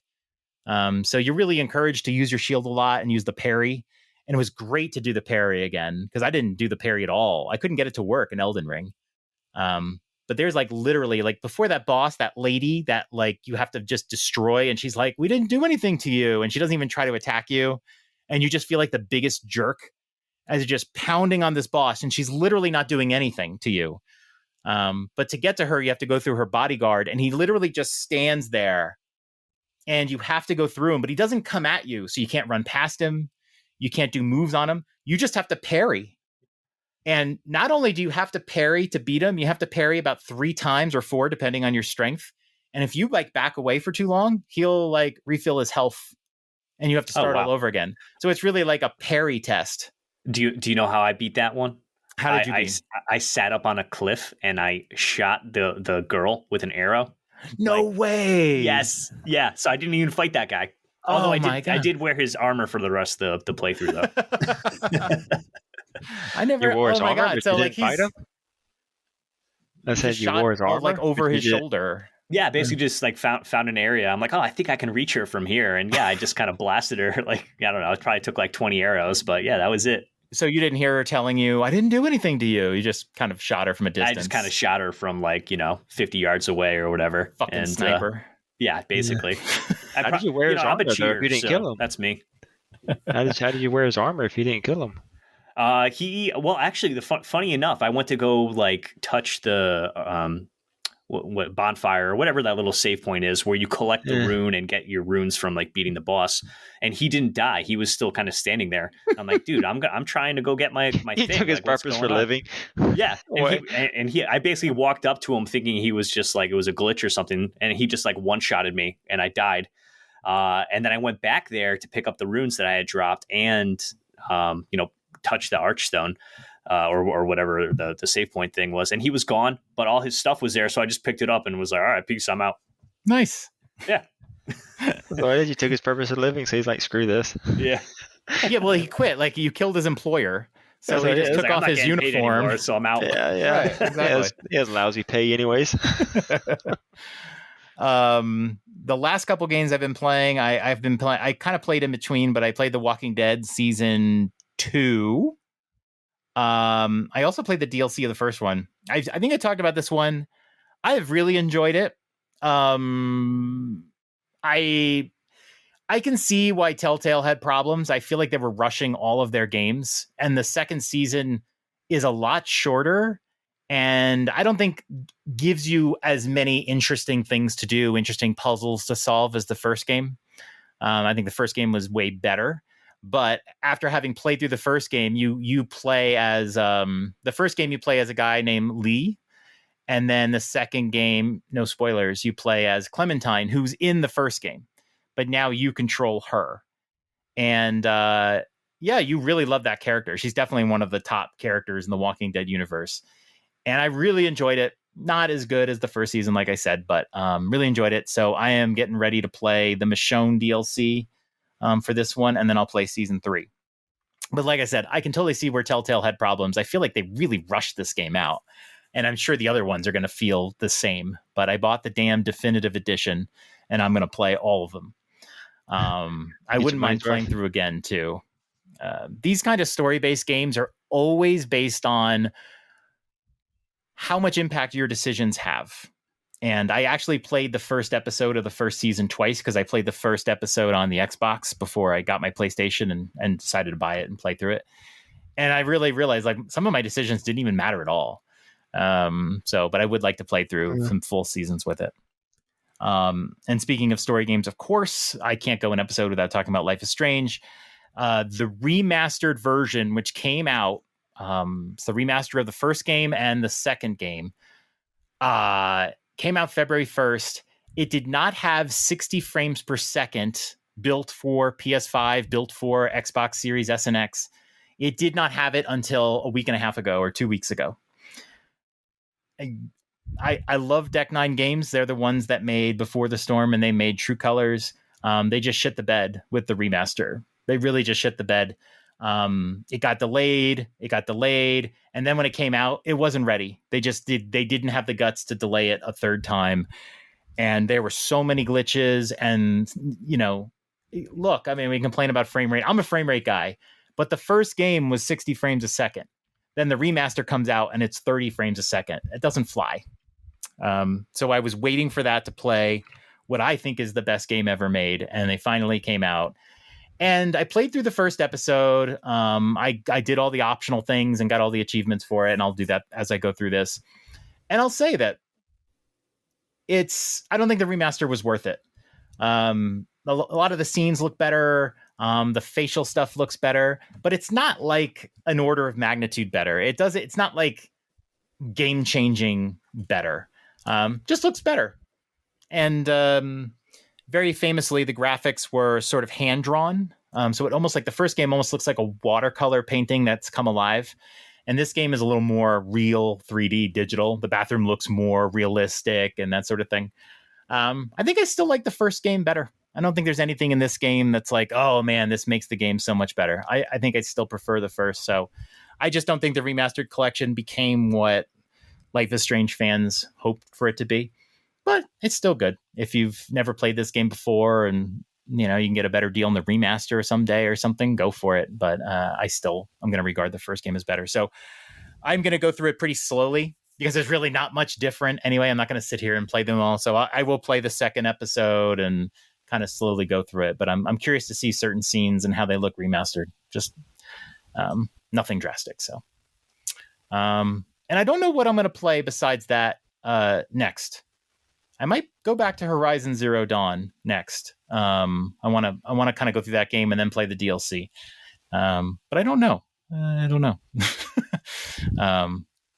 So that's all I've been playing. Cool. So we have a couple questions that we want to answer, but before we do that, some guy named Drew, I don't know if any of you know him, left us a message, and let's play that message right now. What's up, fuckers? Going behind my back, planning a PlayStation episode on private chats without me knowing. It's kind of bullshit if you ask me. But, here we are. You guys are deep into this episode. I'm not there, of course. I wasn't invited. But then again, what would I really add for value? Let's be honest. John asked me to call in, leave you guys a little voicemail. I'm not really sure where I'm going to go with this, but, let's see what happens. So, I guess let's go with this here. You look at Nintendo. Nintendo has, their mascot, Mario. Pretty popular. So my question for you guys would be, if you had to assign a mascot to PlayStation, I mean, hell, maybe there already is one, I just don't know. What would you consider, or what would you think would be the best fit to represent their genre of games and, what the company stands for? I'd love to say look forward to your answer, but let's be honest, I'm probably not going to listen, so I'll have to just follow up with you guys and find out your answer. But best of luck. Hope you guys enjoy the show. Hope you guys are having fun.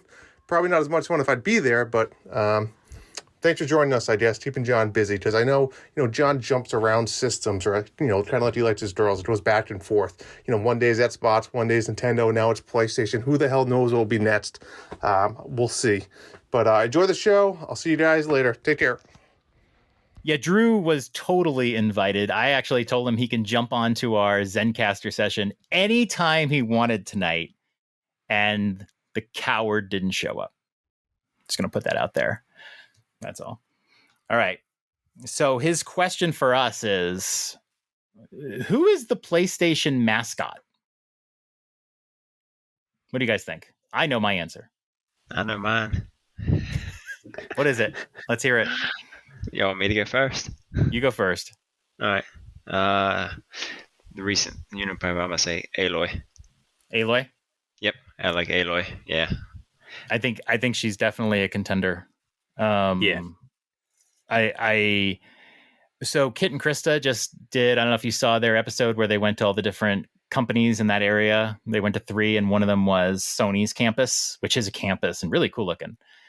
And apparently they used to have a Spider-Man web between their buildings when Spider-Man came out. And now they have one of the monsters from Horizon there. Oh, wow. Yeah. So I think that sort of, definitely watch that episode. You can see it.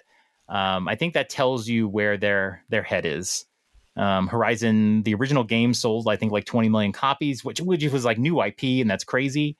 Oh, yeah. I'm sure Forbidden West will head in that direction over time.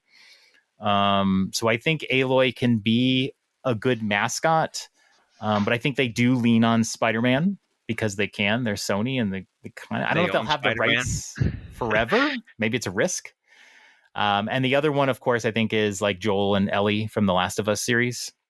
I'd probably put even Nathan Drake out there too. Yeah, although it's tough to see where that series is going to go after Uncharted 4, if he's still going to be in them or not. But if he is, then Drake is right there. And the studio that did the Uncharted games did the Last of Us games. So yes, that's because they got that bar reference in the Uncharted 2. When he's in the bar, there's a poster there that's talking about some virus, that's going around and stuff like that. Oh, wow. And yeah, you can read about it online. Yeah, and they're talking about like, and they claim that there's no association that it had anything to do with it, but yeah, it's that it actually Sure sounds like it. somehow or another. That's funny. That they're the Last of Us virus and stuff like that. Oh, wow. Yeah, I think they can go in any of those directions. But like, I think most people would say like the original one was like Crash Bandicoot. And I mean, they don't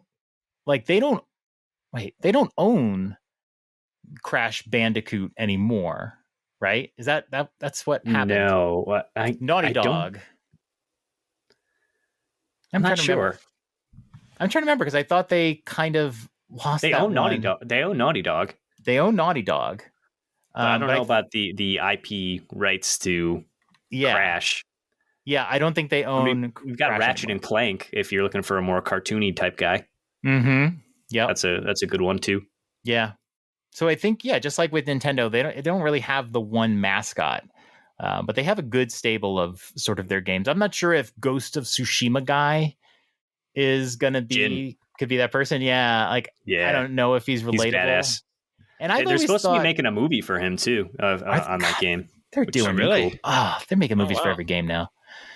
Kratos would be another one. And I love the God of War games. I played 1 and 2, and I played the PSP or the Vita one. And I do want to play the newer one. And I'll probably play the one that comes out soon. But I never find Kratos to be a likable character. He'll never be their Mario or their Link. He's just not a likable guy. So I don't know, but he is very identified with Sony PlayStation. So from that point of view, What about your girl, Laura? that's kind of it. What's that? What about your girl, Laura Croft? So Well, she's that's not kind exclusive, of, right? Yeah, she's associated with PlayStation, I think, because of the early games, like they were on those consoles. But she's not exclusive. And I mean, don't get me started on the trilogy, Lara Croft. That trilogy is so fucking good. Oh, it is. I can't tell It people is. enough to play those games. I tell people, go play it. Go play it. Go If you wanna play it, Tomb man. Raider, And go play it. Oh, and they God. sell the trilogy for so cheap with all the DLC, and it's like, oh my God, it's so good. I've 100%ed those games multiple times. I've never 100%ed a game multiple times, and I've 100%ed those multiple times. And I'm probably going to do it again because now I have my PS5. I need to get my platinums on the other 3 games. Such a rich story. Yeah, That trilogy. so good. And then we recently did get news that they're going to make a 4th one on Unreal 5. Yeah. So Yes. I'm whatever, crazy. All right, Drew, I hope we answered your question. I hope you're listening. I told you to listen. It's going to be fun. All right, first question we got from Game Pass News. We really don't like those guys. Game Pass News, take your Xbox, whatever. This is a PlayStation show, Game Pass News. No, we do love Game Pass News.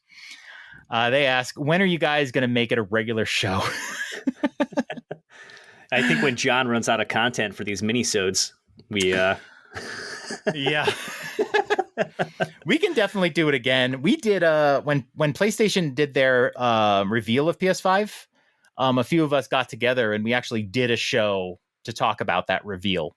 But this is the first real PlayStation Dads. I think we'll do it again. We'll, down the road when God of War comes out and go see what we're up to. Yeah. I don't know if it'll be regular. I've got my hands full with Drew. I mean, there's only so much I can do, and I gotta deal with this guy and his lawn mowing. But Sean Abbott, who we'll call him out a little bit, spent about 2 months not playing Game Pass. So I think I can go question back for Game Pass News is going to be is Sean Abbott going to quit Game Pass again like he did when he was playing Dying Light 2 and then Elden Ring? So we'll see. But we'll never call this show PS Plus News because we'll always be playing these games that we bought, and I never want to get married to that. We got to keep with the PlayStation Dads when we do the show. I like it. Yeah, we'll do it again. Yeah. Bob Cousy asks us, do any of you have experience running the PSVR off of PS5? Hooking it up and testing it is on my to-do list. Wondering if the PS5 loses fidelity running through the VR box or if the VR gains fidelity running off of PS5. I will say up front, I've never had a PSVR, never done this. Eston, I think you might be our best hope. Have you done VR on PlayStation 5? Sorry, I can't be the Obi-Wan here. No, I've never. Although I have never done the PSVR, but I am eyeballing the PSVR 2 because I would like to try the kind of spin-off of the Horizon game they're going to do. That's going to be featured in the PSVR that they have coming out. Oh, It's wow. not going to be like main canon, but it's going to be kind of a side story, and some are speculating that Aloy will make guest appearances in the game. But She better. yeah, and so just to think about walking around in that world virtually sounds really awesome. But Oh, cool. yeah, but to stay in frame, no, I can't help them out on that question because I've never owned a PSVR. We can't help you, Bob. Yep, sorry. We did a Christmas party. I'll never forget this. We did a Christmas party at Kuzi's house, and he had a PSVR. And I've never used PSVR. There were a couple times where I was just about to, but I never got a chance. And he had Tetris Connected hooked up on it, and a few people had played it. And a friend of ours, Ryan, was playing Tetris Connected, was totally locked into it. And it was getting towards the end of the night, and we wanted to do our big group Christmas picture. And he was playing PSVR, and the VR has headphones you put in your ears and, whatever. And so we took a group picture all around Ryan, who was playing Tetris Connected, had no idea we were doing a group picture. And we had Kuzi's daughters were next to him or whatever. We took this picture, and then we kind of failed to mention to Ryan that we had taken this picture. So the next day we posted the picture, and he was like, "What the fuck? What the hell is this?" He had no idea we took this group picture, and it's great. That's and there's these two hilarious. girls next to him that he didn't actually realize were there because they showed up late while he was playing VR, and he didn't see them after. So he's like, "Where did those girls come from? Are they ghosts? What the hell?" It was like, "No, they're his daughters. They showed up and then they left, and you never saw them." That's my memory of That's PSVR. hilarious.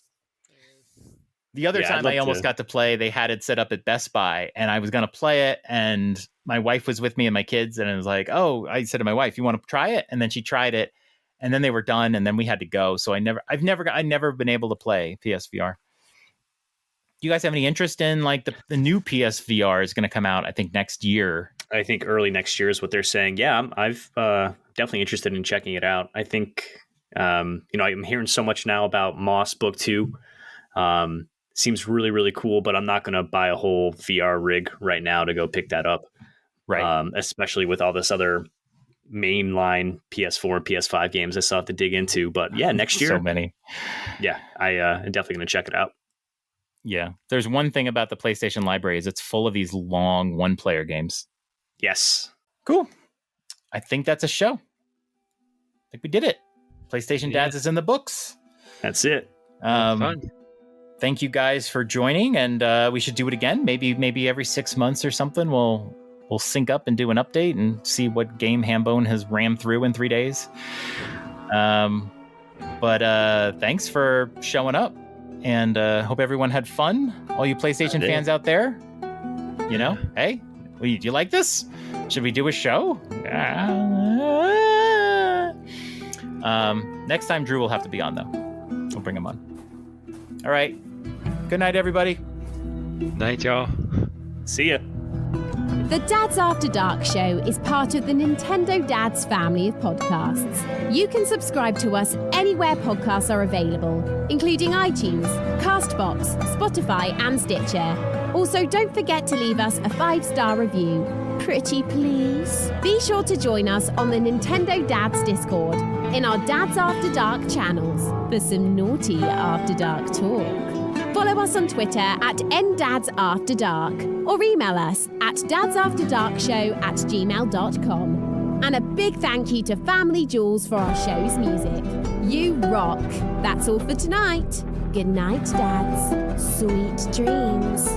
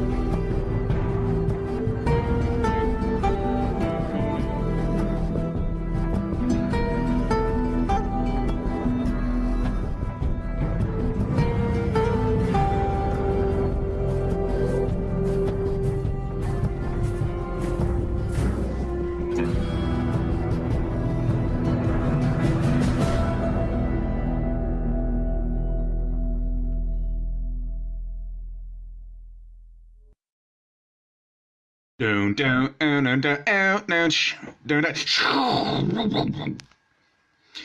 Do do do do do do do do do do do